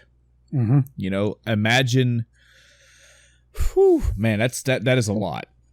Now, imagine playing a game. Imagine playing, say, I don't know. Imagine playing an RPG, and then chapter 3, you die in battle. So another character takes your spot and rides the story onward. And that could happen again, or maybe it won't. But imagine you play the same scenario, but you didn't die until chapter 9. And then the character takes over again, but takes that has my gears in my mind work and spin when I think about this game and this gameplay mechanic. But whether it plays out that way and whether it pays off, only time and release will tell. Yeah. So I actually watched a 20-minute follow-up video that talked about the play anyone mechanic. Basically, you can recruit anyone you see, any NPC, but they take varying levels of effort. Some are supportive of this, whatever group. I can't even, DedSec, which your characters are a part of. And some of them are easier, some support, and you can recruit them quicker. Others will take a lot of work. And there's actually other mechanics to the game, like if you the player go around killing a lot of the enemies and whatnot, they will actually remember that, and they will not like DedSec even more. So if they were friends with someone that you killed, they will be very difficult, if not impossible to recruit. So this kind of living world they're going with seems very interesting. I think what it comes down to is there are going to be several archetypes of characters, and this is where the doubt kind of comes into play. It's like, okay, well, how's the voice acting going to work? How are moves and personalities going to work? My assumption is that there are, like I said, types. You have a combat type, a tech type, etc., and they're going to have similar moves. They're going to have similar actions, like visually move the same way, etc., or based on body type, like you saw the old lady. All the old ladies will probably be pretty similar, They did show that every NPC stuff is kind of generated. I don't know if it's saying dynamically if they already assigned it all, but they put a lot of effort into generating all these stats so that everybody is a little bit different. Even if you have two people that are good with drones, one person may be good with drones in one way, while the other person's good with drones in another way. So they're not going to be identical, even though they're both drone experts, so to speak. There'll be different stat boosts based on what type of, person they are. Fighters will obviously have a boost to melee combat type thing. And going into a situation with the wrong character will lead to possible death, capture, all that. So voice and animations aside, I really like the concept, and I hope it looks as good when they actually release the game as the trailer gameplay did. And yeah, the other aspect of it was all the different routes you could take. Like when we saw her hop on top of the drone to get, into an area, I believe that's just one way to do that. You could go in guns blazing or try to find another way in. I don't know if there would be in that particular scenario, but it looks like you have options, the situation they showed where the character died, that was a probably stupid decision to just jump in like that, and go straight ham, guns blazing, as I just said, and that he paid the consequences. Saved the guy, though. The other part is he did save the guy and got him away from them. Cost him his life, but was it worth it? That's a game decision you're going to have to make as the player, Is this person worth risking this character, or do I just let him be captured or die or something and keep who I have? There's so much potential for that game. Yeah, it looked interesting. Release date for that is March 6th of next year, of 2020. Okay. Next game on the list was Rainbow Six Siege. Operation Phantom Sight is their new little, I don't know if they call them DLCs or expansions or what. Adding new operators, maps, etc. I don't know what all is part of it, but another Siege update. I know Siege has a huge fan base, so cool. Next one I didn't care about at all. Brawlhalla is adding Adventure Time characters. The biggest part of that was I was relieved that Adventure Time wasn't getting another game of their own, because it doesn't deserve it. It's a terrible cartoon. They should be ashamed of themselves. Wow. You heard it here, folks. But adding them in as Brawlhalla characters, sure, whatever. I don't play Brawlhalla, so it doesn't matter to me. But it's available that day, the characters in Brawlhalla.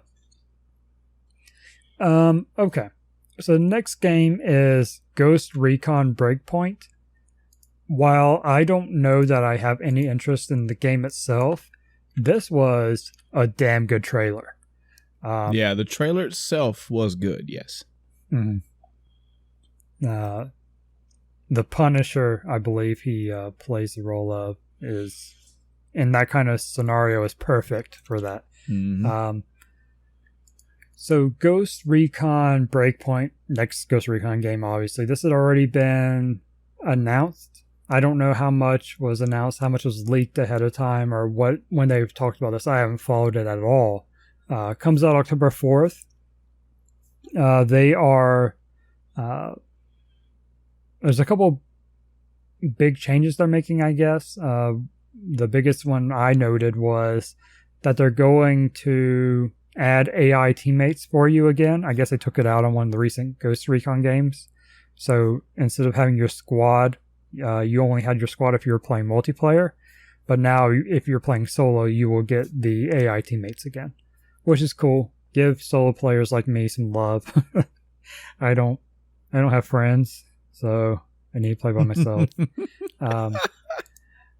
But yeah, October 4th, and there is a beta September 5th. Looks cool.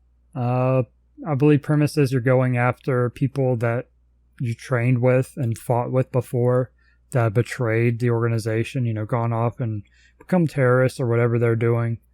Yeah. I don't know. The trailer alone made me almost want to go play it. It's so good. The next game was confusing. I actually had to look it up and do some more research. But the game is called Elite Squad. And it is a mobile game.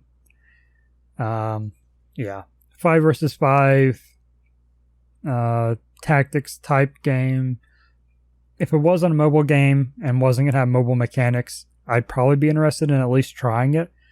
But I probably won't as a mobile game. I did note down, for those interested, it has PvP, Guild versus Guild, and a campaign to it. Next up, Just Dance 2020.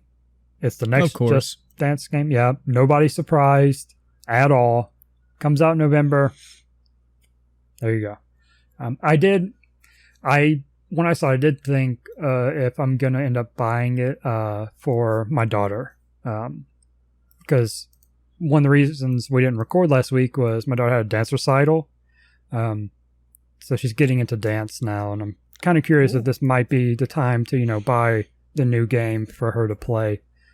Sure. I need to see what kind of dancing it has in it, because it's not just, club dancing. She's actually doing dance, taking like 3 different styles next year. It's silly. Anyway, so I'm keeping an eye on it. We'll see. Next game was For Honor. Shadows of the Hitakiri? I don't know. I was very curious about this game, and then as the trailer played more, I was like, wait, this looks like a For Honor expansion. Sure enough, For Honor expansion. Disappointing. I wanted a standalone game. The premise, the kind of background they were giving, the story, seemed interesting. But I'm not very interested in For Honor. But available, I put now through June 27th.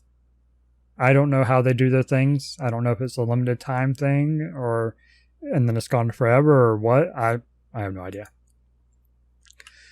Okay. Next game is Rainbow Six Quarantine. So the next PvE Rainbow Six game has co-op. Now, the interesting thing, and I need to go back and watch the trailer again. I forgot to do that. But I noted down at one point on the screen it said 3 versus 3. That's typically a PvP term, not PvE. So I'm kind of curious if it's both or what. But we'll see. So next game they talked about was Division 2. They are adding their expansions, and I didn't see any particular dates on it, but the first thing was that from the 13th through 16th, which anybody listening to this, it'll probably already be too late, you could play Division 2 for free. So they seem to be desperate to get players in. I hear people that like Division 2, but it seemed to have kind of fallen to the wayside as it's more Division, not new enough. And that was kind of my impression when I tried during the beta. Nothing really new. There were quality of life changes, but that's about it. But for those that are interested, the 3 episodes they talked about is the first one is DC Outskirts Expeditions. The second is Pentagon: The Last Castle. The third one they didn't give a name for, but it looks to be staged in New York. And the last one comes out early 2020, so pretty short timeline for all 3 DLCs to come out. Some of the premises seemed interesting. You're actually leaving DC for the first time, so that's cool, I guess. Apparently there's going to be a Division movie on Netflix. Okay. I don't know. I guess out of all the games, a military shooting FPS game like Division would kind of make more sense with movies that already exist. There wouldn't be too much of a leap. Yeah, it It's seemed not like like it'd be easy to make. Yeah. So who knows? Maybe it won't be absolute garbage. Maybe it'll be better than the games. We'll see. Um, the next game they showed was interesting, and that was Roller Champions. I understand the premise. It is PvP, a team-based PvP game where you're basically, it's roller skating, And it reminded me a lot of Rocket League, just on roller skates. And kind of racing, I didn't really, I don't know. I probably won't play it. I don't know if I'll even watch anybody play it. I'll probably just listen to some opinions and that'll be about it. Yeah. The last game they showed was Curious. It is called Gods and Monsters, which coincidentally is the name of a 1998 drama/indie film. The more you know. So this is from the makers of Assassin's Creed. Kind of basically you're helping the gods need your help, something like that. I'm not a huge fan of the art style shown. I think that they could have gone with something a little bit better. But maybe in the actual gameplay, it'll make more sense and be okay. But this is kind of our first look at it, I think, as far as I'm aware.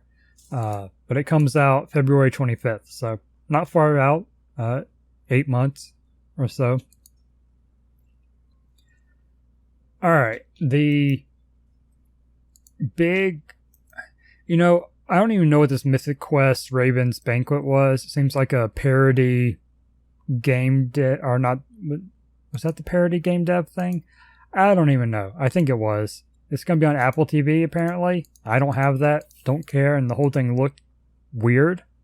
And I've seen at least one developer tweet about how that's not the kind of movie they need.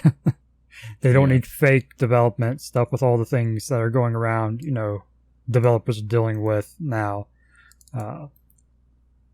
But the big non-gaming thing was Ubisoft Uplay Plus. Alright, so them having their Uplay and all that, all these, same as EA has theirs, not surprising. It's $15 a month, way too much for me to get. But here's the big thing.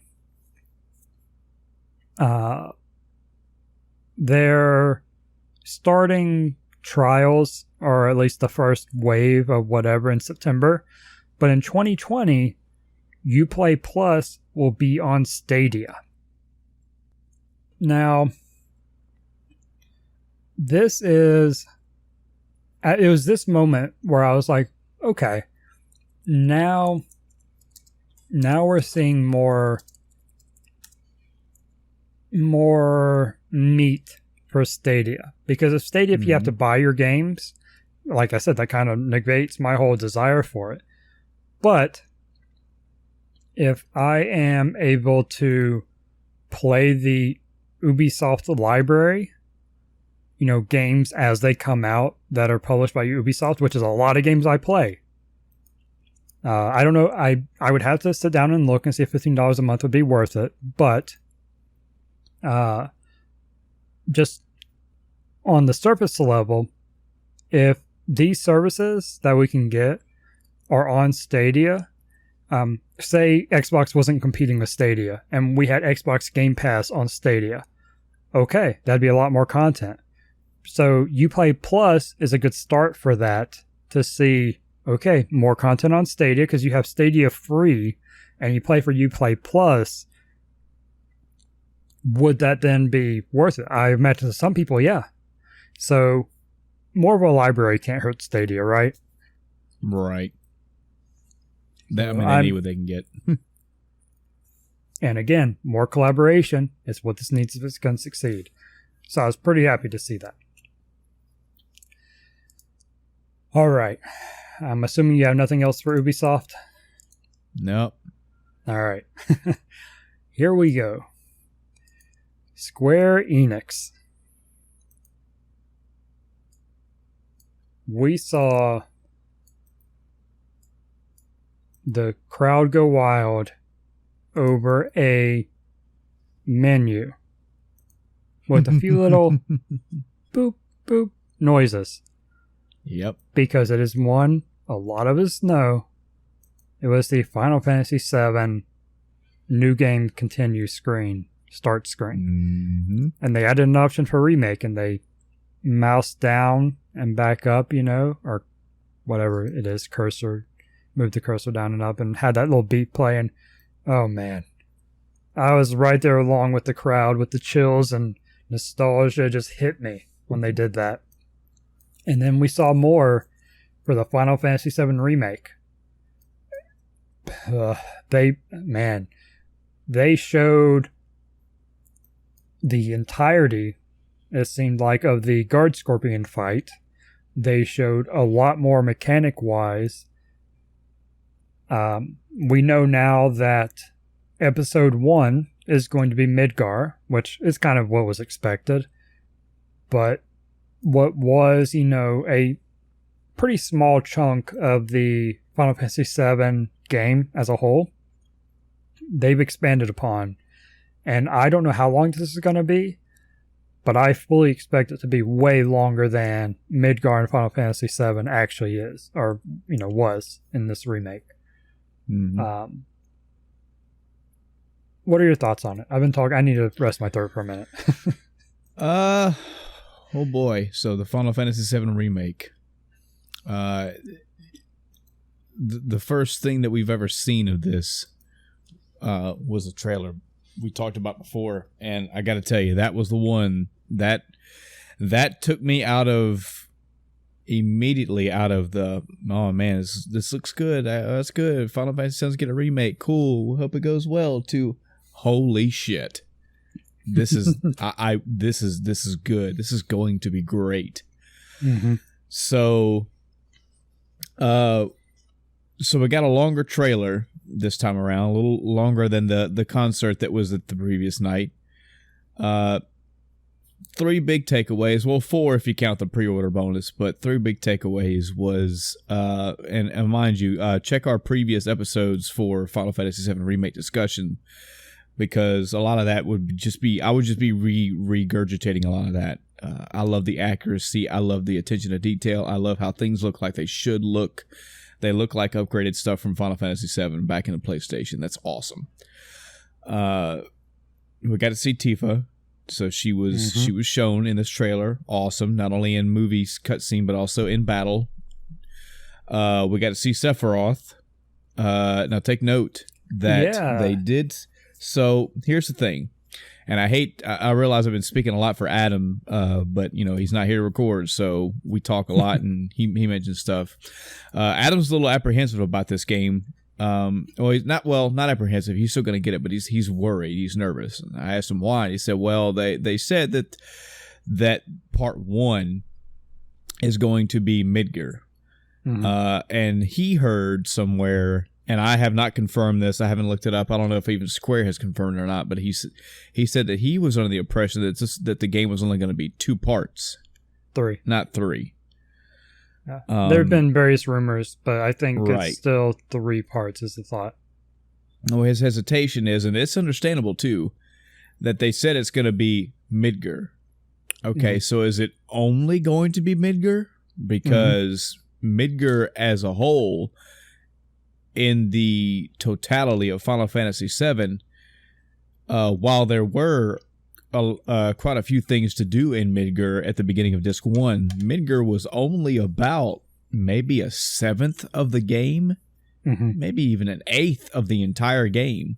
So if part 1 is literally only going to be 1/8 of the entirety of Final Fantasy VII, is the rest of the game going to be, are they going to do everything in Final Fantasy VII, like everything, like Fort Condor, side quests, side missions, everything, and are they going to do everything to the level of detail that we've seen so far with this? Now, I told him that I had heard that that part 1 was only going to include Midgar. I heard that part 1 was going to be all the way up until Aerith's death. And then I also heard it was going to be 3 parts. So that would make a little bit more sense. But it is something to think about. It is something that, and I feel we are justified in, I feel we as fans need to press Square about this. You know, they're telling us details, but we need to know everything. Like, are you doing everything in this game as a remake, or are you just cherry picking certain parts and certain aspects, and that's all we're going to get? Because that, I agree with Adam, that would let me down. I would not like that at all. And we don't know. We have no way of knowing right now. We know the game is going to be done in parts, and we know we're getting the first part soon, and that's it. So hopefully more details along this line will come out. Again, just to stress this, I am super excited for this. Every time that I see these trailers, I see more updated action, I see more updated cinematics, more updated battles, all this stuff. And every time I see more stuff, it makes me more and more excited for this. This is going in the direction that I want. But I'll agree with Adam. I mean, this is my sentiment too. I mean, I want everything in this game.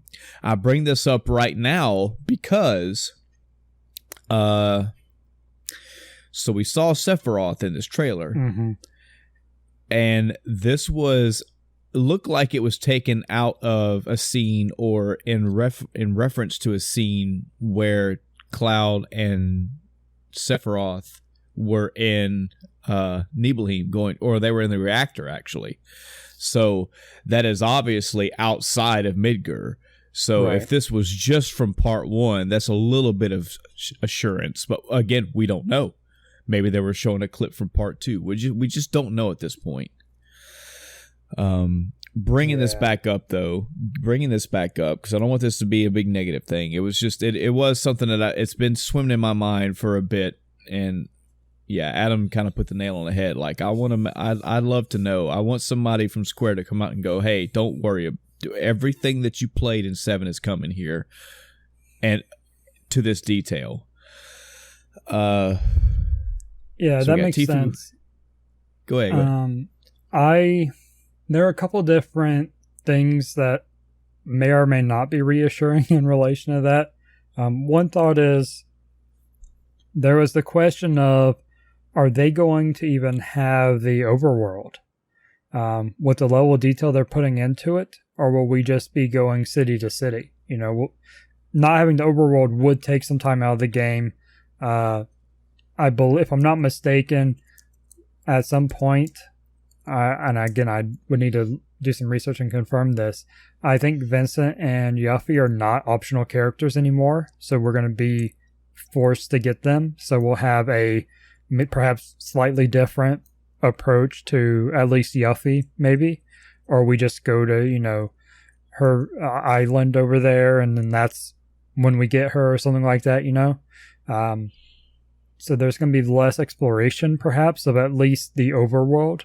That's just a thought, a concept, would that be okay though? Because the overworld is a huge part of it. This was a big map to explore, especially with the, Kokobo and the airship and all that. Not being able to fly the airship would be kind of sad. Yeah. But I could see it being used as a, quote unquote shortcut to put more detail into cities and the story that way, and kind of skip having to build out the whole world in this massive way they're doing. Yeah. So we got Tifa, we got Sephiroth, and then we got a release date. So this game is coming out, or at least the first part is coming out March 3rd, 2020. Yeah. So, we have a little over a year or a little under a year to wait, and that's fine. Totally fine. But now it's just going to be straight anticipation. Yep. Now we know we know a lot about what we're getting. We know the quality of what we're getting. and this trailer just built upon that. The other nice tidbit was there is a collector's edition. Of course, there's a collector's edition with this. It is a pre-order bonus. You're going to get. It looked like I don't know if it's the same exact one, but it looked like the motorcycle model from back in the day. It's got Cloud sitting on it with the Buster Sword to the side, and yeah, we'll be getting that as that looked very cool. Very expensive though. I think it's like $300 and something plus dollars. It's about $340. But hey, it's another chance to get that motorcycle statue, folks. So you want to know something? You already got it pre-ordered. Already got pre-ordered. Bingo. Yeah. It sounds like I'm keeping it short, and I mean I am because of time, but also because a lot of this stuff I've already ran through all of this. Yeah. This did nothing but bolster my excitement even more. I'm glad I got to see more details, but it's just this is going to be good. I'm saying that with a caveat. This is going to be good as long as they take the entire game. And I don't know, what do you think? I don't feel like I'm wrong in thinking this way. I'm sure somebody could go into Final Fantasy VII and subjectively take out what may be considered filler, but I don't want to take any single aspect of Final Fantasy VII and label it that way. I want everything. I want the underwater areas, even though you only can travel around to like 3 or 4 points in a submarine. I want that there, not just for the Emerald Weapon. I want that. I want that there. Fort Condor. I mean, that's where you get the Phoenix materia, and it's just a little tower defense game, but I still want it. Just think of any town, any area that was kind of an offshoot, or you were only there for a little bit, or it didn't really have a main storyline. Yeah. It didn't have a plot point. I do not care. I want everything this quality. If it's not, I'm telling you now, I'm calling it out. I'm going to be disappointed because I just don't think that's right. I thought they made a really good choice with when they revealed Tifa, her sitting there with Marlene. That was such a good moment. Nostalgia, and it looked good. Marlene, cute as hell as you expect, and then you had Tifa being part of the reveal too. Her dialogue with Cloud, different than the original, but there was that emotion to it that it made them feel more realistic than the old games. They just had a couple snippets here and there of what was going on, but this actually made it feel, they gave more personality to the characters in a good way. So this is, I think we've seen a lot of examples with this trailer of changes they're making that are small, at least story-wise, but make a good impact, a positive impact, instead of being like, oh, they changed that. Why'd they change that? So that has given me a lot more faith in it, and I can't wait. The fact that Midgar is going to be 2 PlayStation 4 discs is incredible. And that kind of lends a lot to how much we're going to see with this. It's crazy. Talking about locations, and this is not one that would be, cut out, I'm sure. It'd be riots if they did. But the Gold Saucer, I cannot wait to see the Gold Saucer in the remake. I bet that's amazing. Yeah. Same. There's so many moments that I want to see in the remake just to see how they do it, and looking forward to it. Like, I already pre-ordered it. I didn't care how much it was. I was going to pre-order it. Yep. Final Fantasy VII is the one thing I will get the biggest version they have. I'm not buying the $2,500 watch, but I will buy, the biggest game pack. Any other thoughts on Final Fantasy VII Remake? No, I think we've done it justice, quite enough justice by now. All right. Very happy with what I saw. I'm sure we'll be talking about it as more information comes out, and especially when March rolls around, that's going to be monumental. All right, next game for Square Enix was Life is Strange 2. I did not play the first one. I did not play the in-between game, even though it was free because I didn't play the first one. It looks very interesting for the fans of that little series it's become. So I don't think they gave any release information. I didn't write any down if they did. But yeah, looks interesting. The next game was Final Fantasy Crystal Chronicles Remastered. And the interesting thing I noted about that, the original game, I believe, is the GameCube game, is what they're remastering. It's going to be released on consoles and mobile. So I thought that was an interesting choice they've made. Yeah. Oh, Life is Strange 2 is already out? Is that true? Then is this... Huh. Oh, it's episodic, so that's probably what it is. They're adding another episode to it or something. I don't know. Don't know, they showed it. Sure. Octopath Traveler is coming to Steam. I think they made some tweaks to it, so I might pick it back up and start over on Steam. I do need to go finish it on Switch, though, because I was pretty close. I almost say I was like 75% through the game, so I kind of don't want to restart it. But we'll see. I also didn't write down any sort of release for that. I don't know. I don't think they did. They didn't show many release dates. It was all very generic. I say that, fine. Though, the next game was The Last Remnant Remastered, and that was actually available the night of the conference. So, it, oh wow, Octopath Traveler on Steam is already out. Oh. June 7th. That, I guess, like 2 days before their conference, they released it. Okay, cool. I'll need to go look up that some and see what all they changed. But yeah, Last Remnant Remastered. Did you play The Last Remnant? Because I did not. It looks interesting. This is sad. I was actually looking through my library as you were asking me that and seeing if this was a game that I think I have this like as a 2-play, but I don't think I have actually played it. No.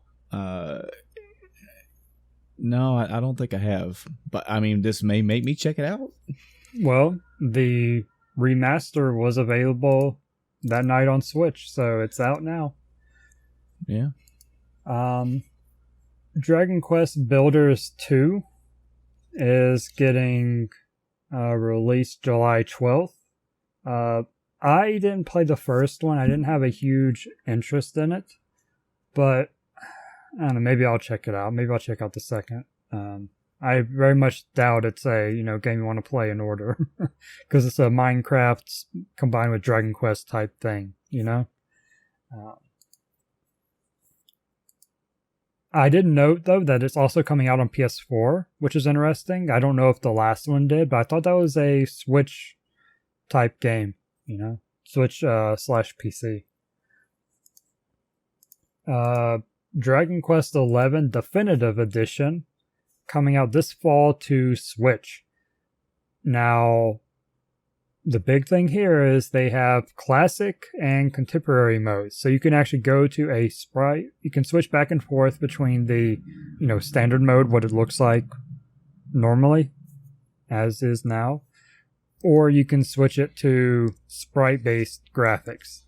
I wonder if you would like the sprite-based, since you didn't like the base one, if that would make it any better for you. Yeah, I am a fan of games that do this. This has been this is a trend that's been popping up over the past few years. It may have happened before, I'm not sure, but I have been aware of it over the past few years. And what I've been a big fan of is newer graphics, old school sounds. New graphics, old school music. So yeah, if this one does it, that'd be awesome. Okay. Next game, was kind of odd. Circuit Superstars. Coming out in 2020. This is a top-down racing game. I don't know that I see an appeal in going back to the top-down thing. It works as a mini game, in other games like in Mario Party and other games like that. But as a standalone game, I don't know if I want to play that. Yeah. No, not really. Next game was Battalion 1944 Eastern Front.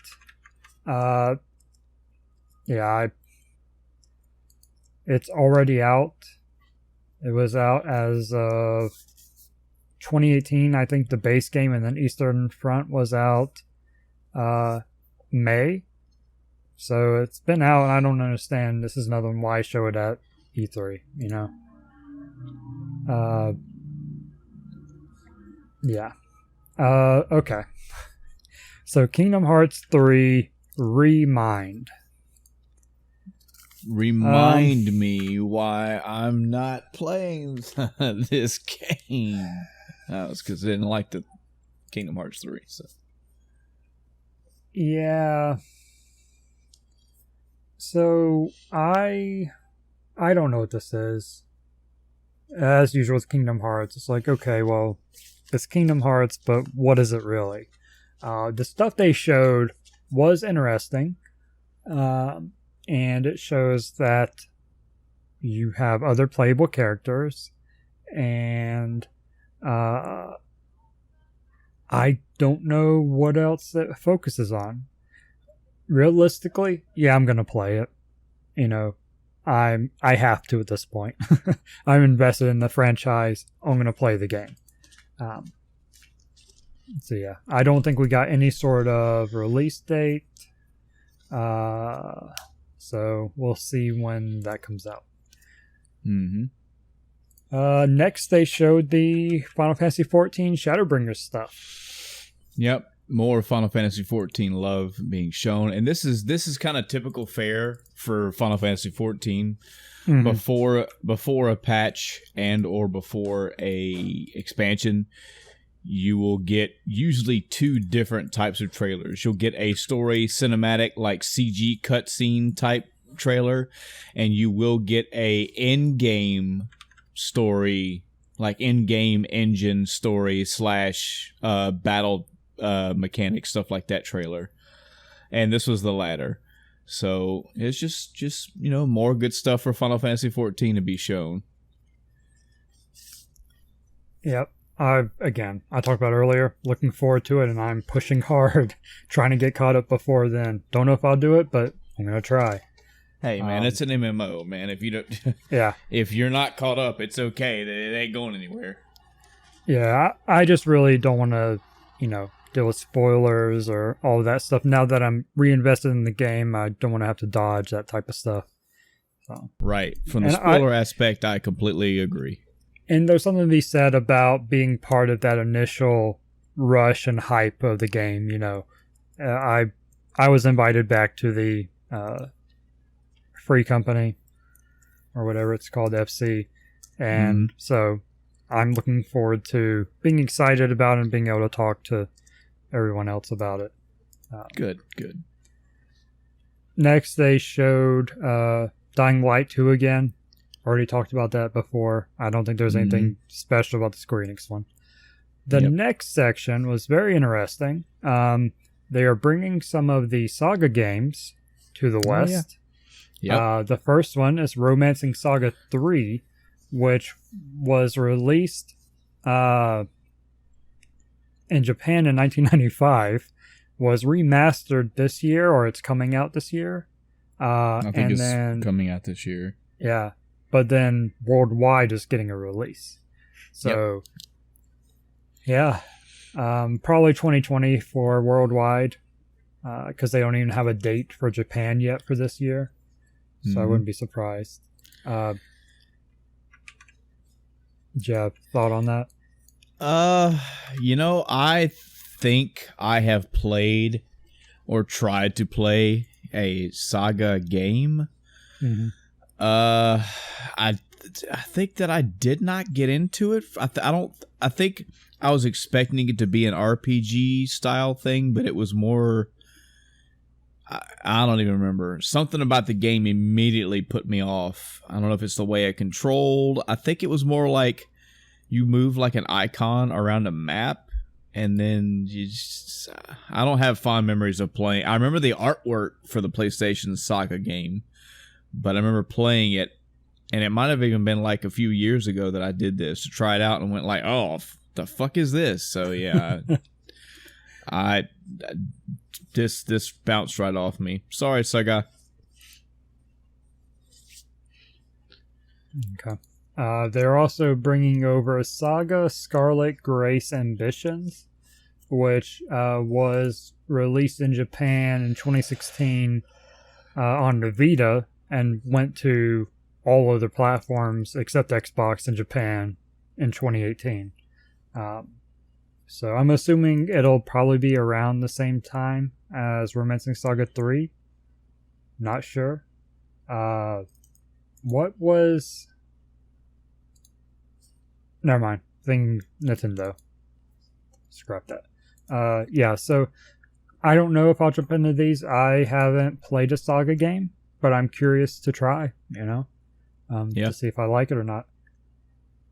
They then showed some more stuff about Final Fantasy Brave Exvius, which is not a bad game, other than it's a mobile game. So it's kind of annoying to keep up with, but it's not bad. And they're releasing a new version, it seems, and I think this is kind of going along the route of the Kingdom Hearts Union X game, because it was just Kingdom Hearts something, and then it's Kingdom Hearts something Union, and now it's Kingdom Hearts Union X. And it's actually like a completely version overhaul, if not a completely new app. I think it was just rebranding the existing one. I don't know. But they constantly add on. I might check the game out again, just to see what they've changed about it. Like I said, it wasn't a bad game. It was just on mobile, so I didn't play it a whole lot. Okay, the next game was Outriders. I don't know that I have any interest in the game. It is a first-person shooter coming out summer 2020, 1 to 3 players. Okay, so the big thing about Outriders was it was all trailer. We saw no gameplay type stuff, if I'm not mistaken. I believe so. I don't remember anything about it. Yeah, so bare information. I expect we'll see a lot more next E3, because since it's not coming out till summer. The next game was Onanaki. Comes out August 22nd, so this one's not too far out. It's a very stylized, I believe, at least, well, maybe not actual gameplay wise, but the makes it look like it. I don't even remember the trailer anymore. There was a lot of stuff at E3 this year.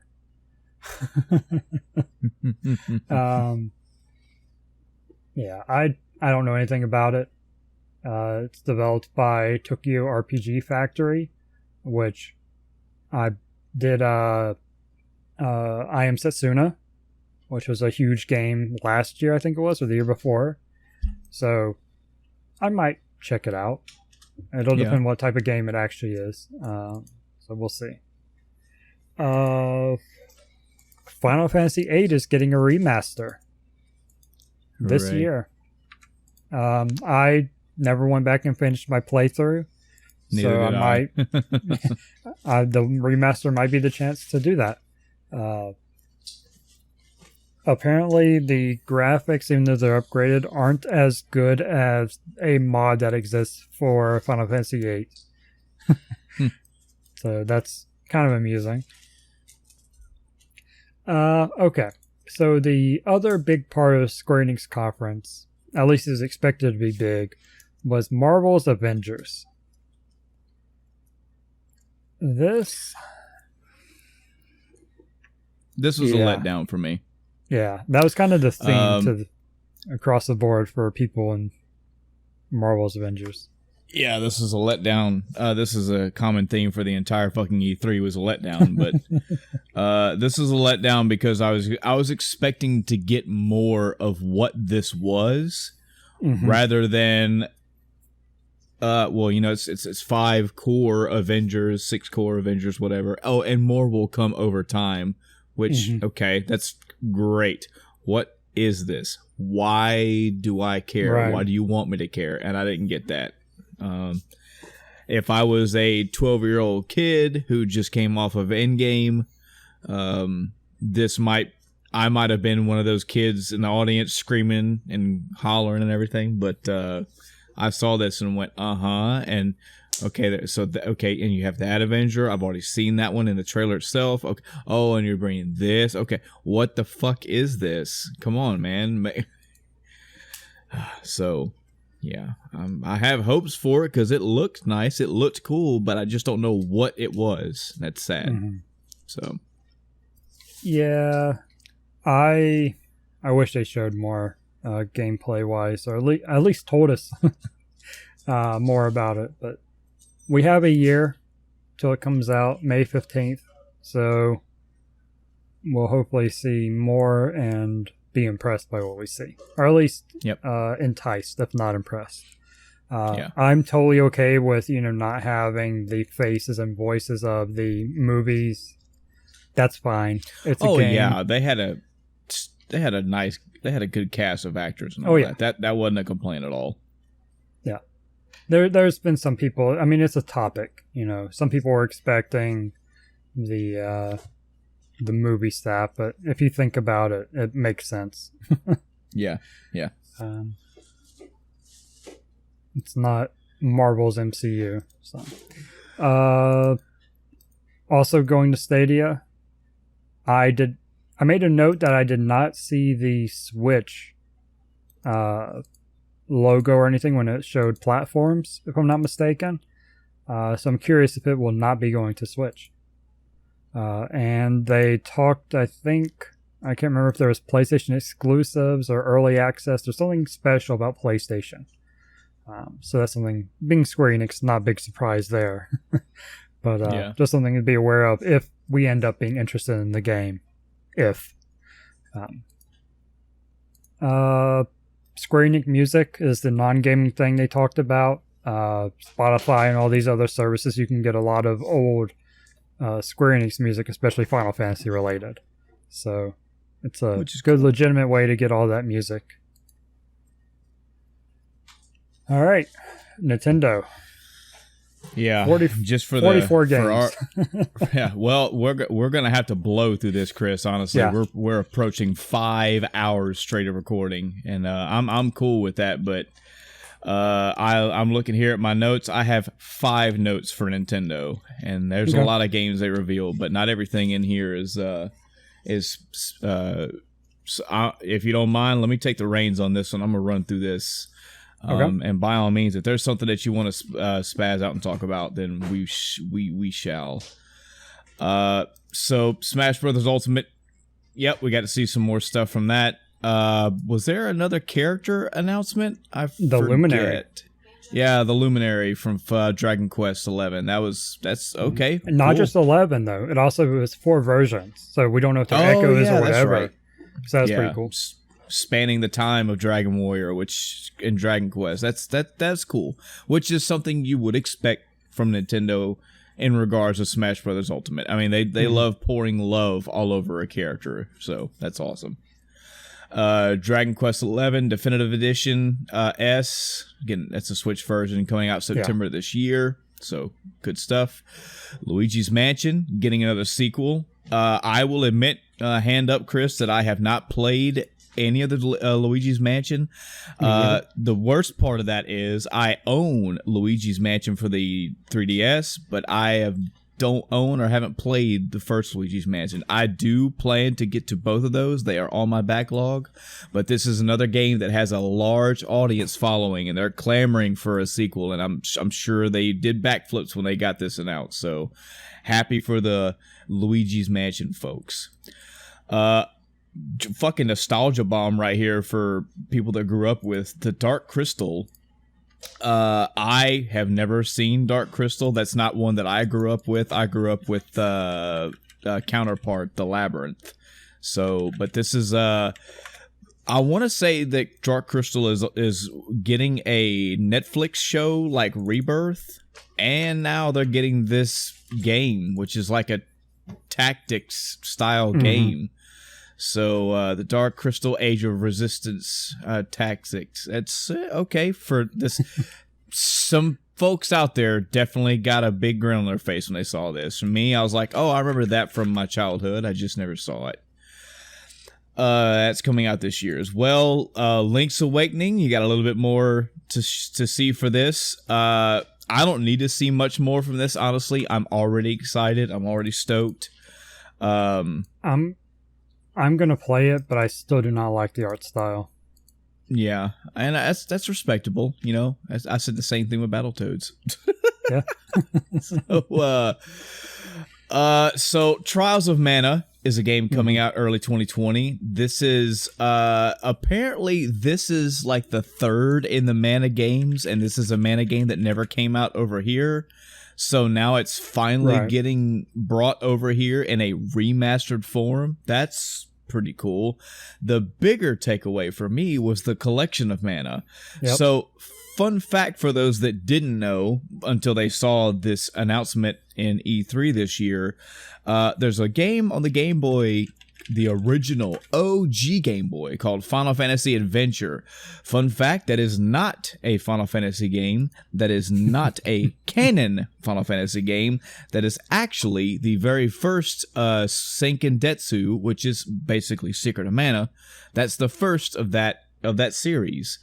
The second would be Secret of Mana, and apparently the third is the Trials of Mana. And all three of these are coming to, I believe, the Switch later. Actually, it was already I think it was released the day that was announced at E3. I actually bought the collection of mana already. That is very cool. That's very cool. Now, Mana is a very good series. It's a very good franchise. It's got a lot of games. There should be one out there for everybody.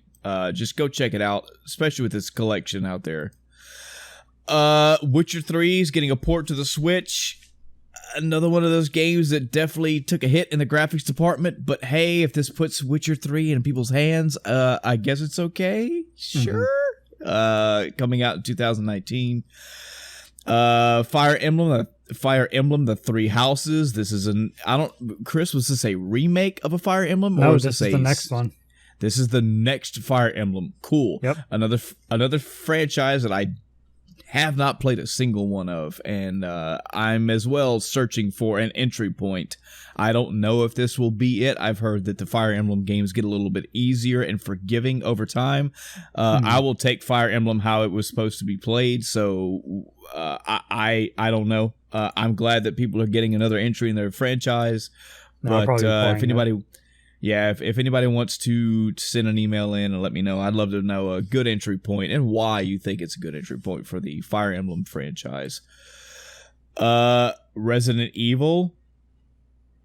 This was that game that you took it into like a mansion or something. Yeah, they showed the people taking it. It's just Resident Evil on Switch. It's just Resident Evil on Switch. Sure, it's coming out fall this year. Resident Evil 5 is coming out fall this year, too. Nobody cared. Moving on. No More Heroes 3, the next entry in the No More Heroes franchise. This is another series that I have not played, but I've heard nothing but great things about. The sequel's coming out in 2020. That's awesome. Contra Rogue is coming out in 2020. I'm sorry, that's September of this year, September 24th. Contra Anniversary Collection got released that day. Nice little drop there. Awesome. We got to see a little bit more from Daemon Machina. This is a game that I am looking forward to. I do not have it pre-ordered yet, but the fast mech combat definitely has me interested. And it was nice to see some more footage. The next one was definitely, oh man, this was something for the fans out there, the Sega boys. We hear you talking. The Panzer Dragoon is getting kind of, I don't know if, I couldn't really tell if this is a remaster or if it's just a flat out new game, but there is a new Panzer Dragoon game coming out winter this year. If that piques your interest, if you happen to miss the conference, go check it out. There's a little trailer for it. Pokemon Sword and Shield. The Pokeball controller is not going to be used for controls, but it will carry your Pokemon around, which was this the reveal about the sleep thing, or was that before? Oh, I don't know. The controller thing was the only thing I took from this.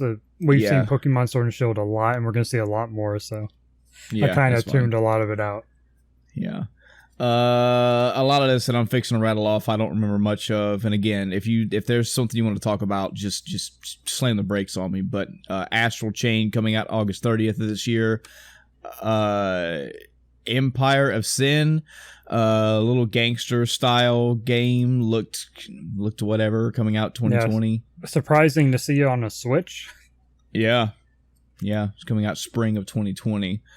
Marvel Ultimate Alliance 3, The Black Order. It's an expansion pass. You're getting some more characters in that.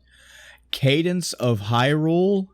I must have went to the bathroom. What is this? So it is. What's that? It's the mix of Zelda and the music rhythm game. Yeah, the rhythm game. Yeah. Apparently you can play without the rhythm mode. I haven't tried cool. it. I don't know. The main gimmick of that is that music style, though, and I've heard that game itself is very good, and I've meant to try it.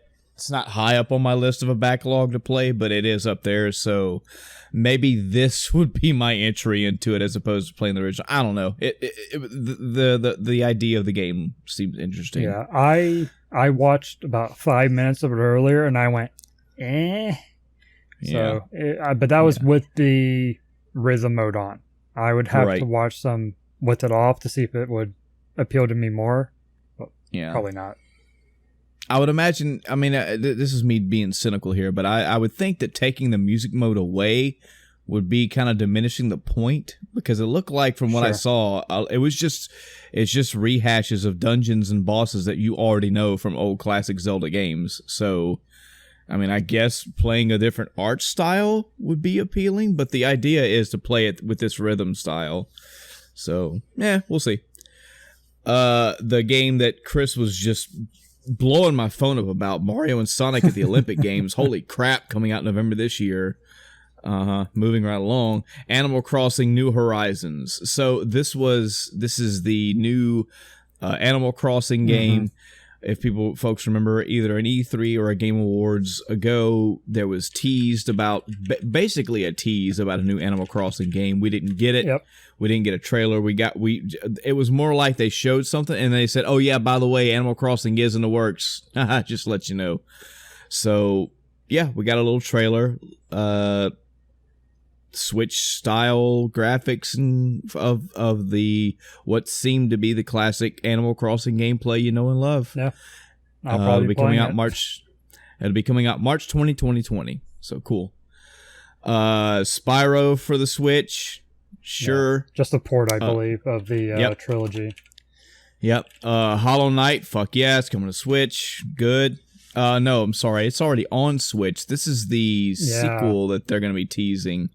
That's coming. I'm excited. I'm ready for that. I don't care what the fuck is coming to. I'm ready for it. Yeah, that looks so good. Yep. Apparently Ni no Kuni is getting brought to the Switch. That's awesome. That is also on my backlog to play, Chris. I have that sitting on my shelf. I need to get to that. The Minecraft dungeon. I'm crossing my fingers, man, because you are honestly the only person I've heard not say good things about it. So, and that's not a positive or negative to you. It's just that I've heard that if you like RPGs and you're into that style, this is it. I don't know. Either way, I've got it. I'll get to it. We'll see. Minecraft Dungeons. Yeah, you already know. Elder Scrolls Blade. Yeah, you already know. My Friend Pedro. I don't know. I don't either. Doom Eternal. We already know about that. The Sinking City. I don't know. Wolfenstein Youngblood. You already know my thoughts on that. Mm-hmm. Dead by Daylight. I feel like we've already talked about Dead this by isn't Daylight. new, but it's the Switch port, and there's some concern. Yeah. Alien Isolation. I'm always finicky when it comes to an Alien game, period. I think this is just a port of the Alien Isolation game anyway, so meh. Final Fantasy Crystal Chronicles is getting that remaster style coming to the Switch. Thing, Okay. I've never played the Crystal Chronicles games, and honestly, the thing that always turned me away from it is that it was almost... Again, I could be wrong. It could have been just the way that I interpreted things, but it felt like Crystal Chronicles was more like a cooperative game, and it was like kind of like Four Swords. Like you kind of want to play it co-op, and if you don't, you try to play it solo. It doesn't have the same appeal. Yeah, but I own it on GameCube, and I started it, but I quickly lost interest. Yeah, so we'll see what the Switch game. Maybe hopefully they address that in the Switch game. Mm-hmm. If not, I won't be playing it there either. Dragon Quest Builders 2, already talked about that. 3, the game. Just Dance 2020, already talked about Just Dance. Catan?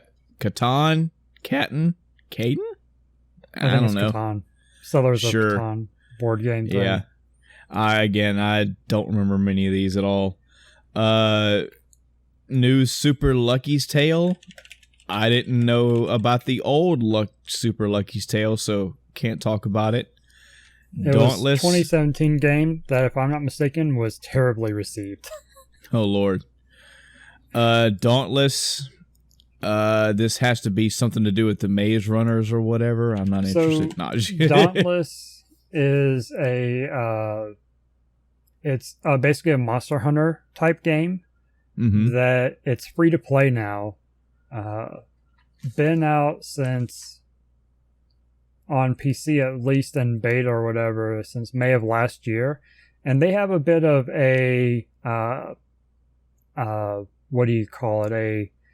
They started out not too good, but then as they've made updates to the game, it's kind of becoming a success story of recovering from a poor launch, doing it right. And there's thoughts, is it going to actually be a full-blown competitor to Monster Hunter World and that series of game by the time it's done? And it's free to play. Yeah. Oh, that's awesome. Hey, what was the name of that movie? I think it was made from a game or made from a book, that there was a class of people and they were called Dauntless. I'm asking my wife if she's eating food. Just blurt it out and spit food everywhere. Are you looking it up? You read this book. You read this series. No, but now that you've asked me, I can't remember. Oh my God. Huh?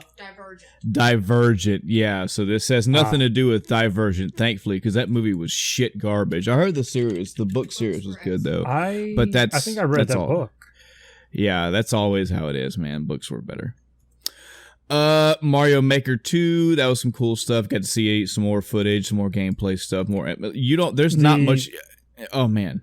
Ugh. The big thing here, and it wasn't during this conference, but during the week, there was a confirmation during one of the interviews that they are adding the friend matchmaking or matching where you can play with your friends instead of just being randoms. Awesome. So they heard the feedback, already addressing it. Won't be in at launch, but that's fine. That's fine. Launch is pretty quick. It's coming. Yep. That's great. It's good news. And I mean, again, this is just you might at this point, man, you might as well just go through Mario Maker 2 and show all the tiles, show all the level ability. You might as well just do that because that's all they're doing. It's just more fuel for oh, look at all the stuff they're adding. Oh, it's so good. Smash Brothers Ultimate. So this is the first little trolling that they did, and this is not the first time they did this, but so an item gets thrown into DK's fucking house, and you immediately recognize you immediately recognize what's going on. It's Banjo-Kazooie. You're totally into it. You're like, yeah, it's Banjo-Kazooie. And then fucking DK and Diddy look out the window and you see a silhouette of Banjo-Kazooie, and nope, it was just Duck Hunt Dog. Ha ha ha ha. And then Banjo-Kazooie steps on him, and then you get to see it. Yep, Banjo-Kazooie is coming to Smash Bros. Ultimate because of course he is. Everybody's going to be an Ultimate, literally everybody. And this is great. Banjo-Kazooie is a great 3D platforming game, collectathon style game, and it's good to see him getting some representation. I'm still upset that Gino's not in. That's always going to be my go-to for these. Why wins Gino? But it's man, yeah. There is something I forgot to mention when we talked about Link's Awakening. Okay. They apparently showed off making your own dungeon. Oh yeah, Zelda Maker, yeah. That was Dompe's Dungeon Disaster Destructed. I don't fucking know, but yeah, that's cool. That's cool. It's gonna be interesting to see over time how many more makers Nintendo makes. Period. You know, even if it's not a full-fledged all the way Zelda Maker, they can do it. Man, Chris calling it now. Metroid Maker coming in 2021. Fuck yes, make your own Metroidvania game. So lastly, as we cap off this entire E3, unless there was something else you had? No. Okay. So I'm going to talk like a little spoiled kid here, Chris. A little whiny spoiled kid.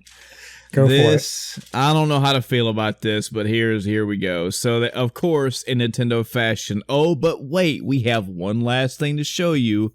And right when he was saying that, I was thinking, here's the Metroid Prime 4 footage. Here we go.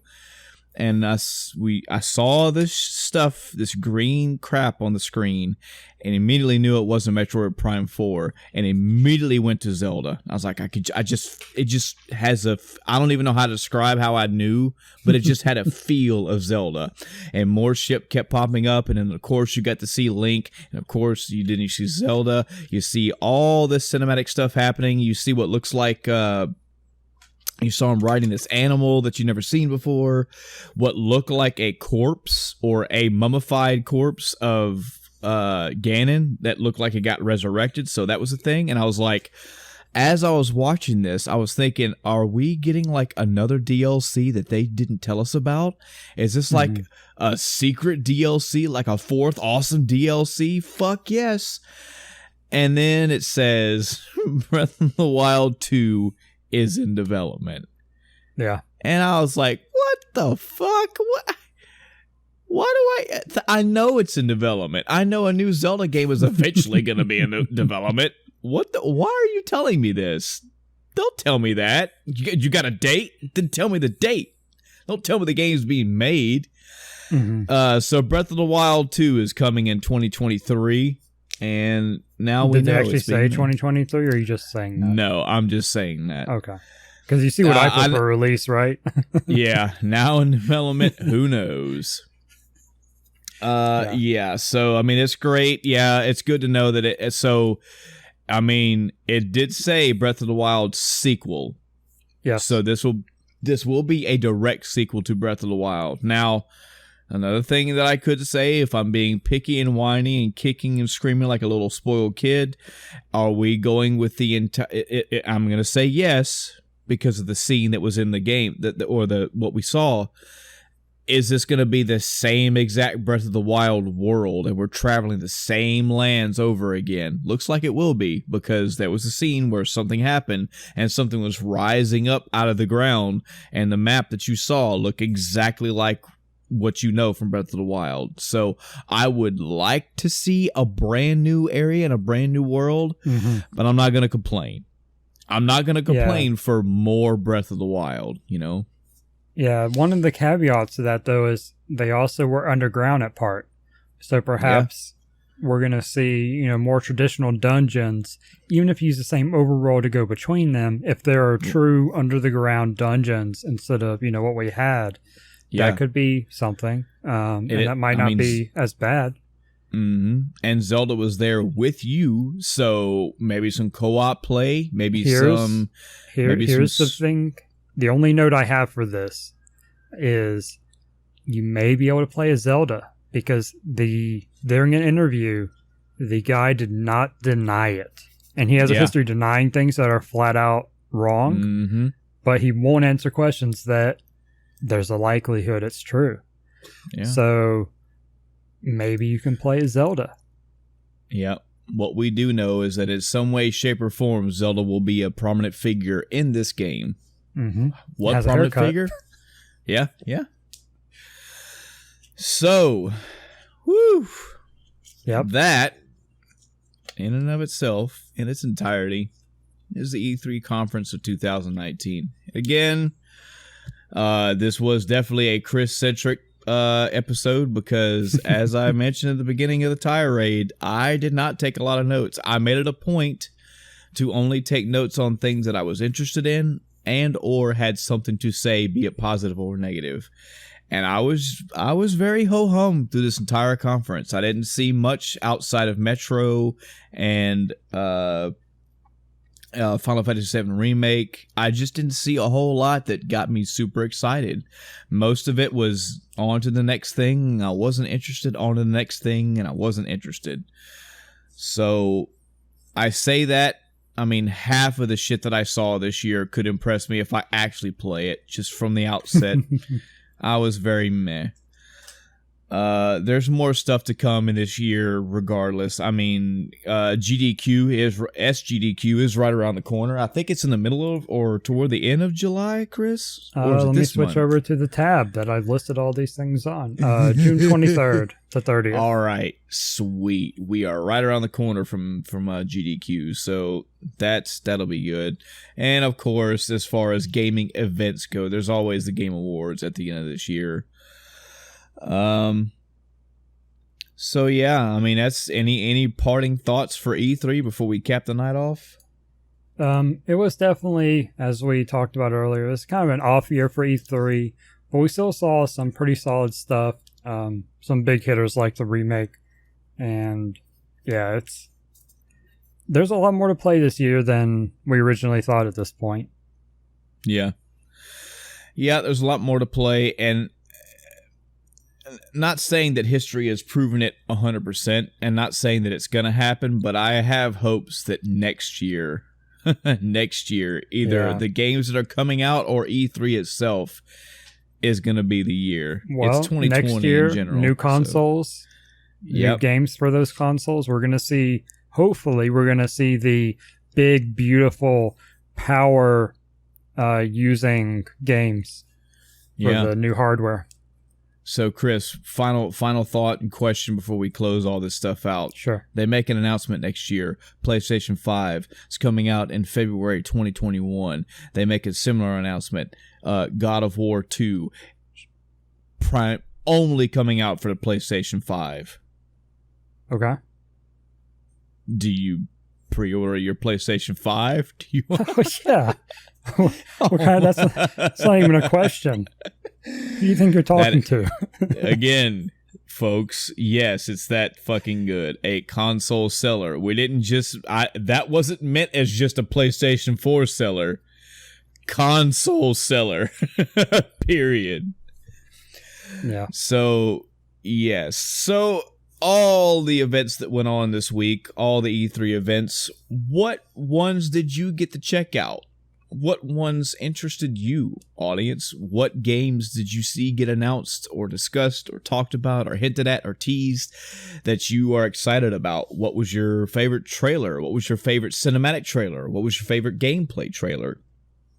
Any interviews that went on? Giant Bomb, as always, did a shit ton of interviews with gaming developers.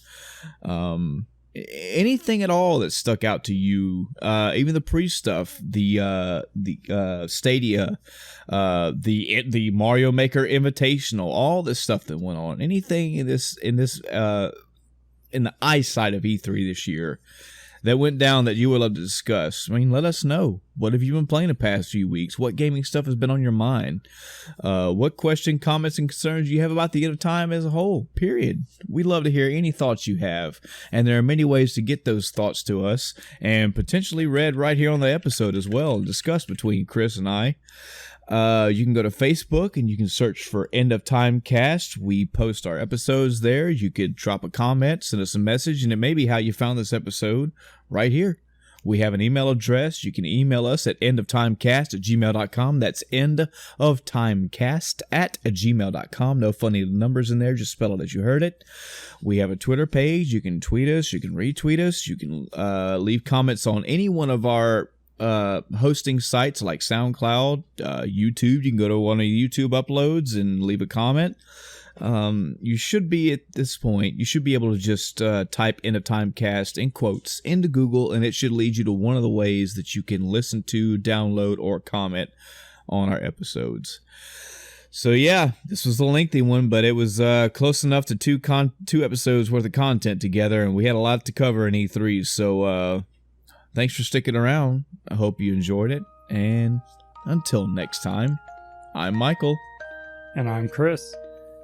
Good night, everybody.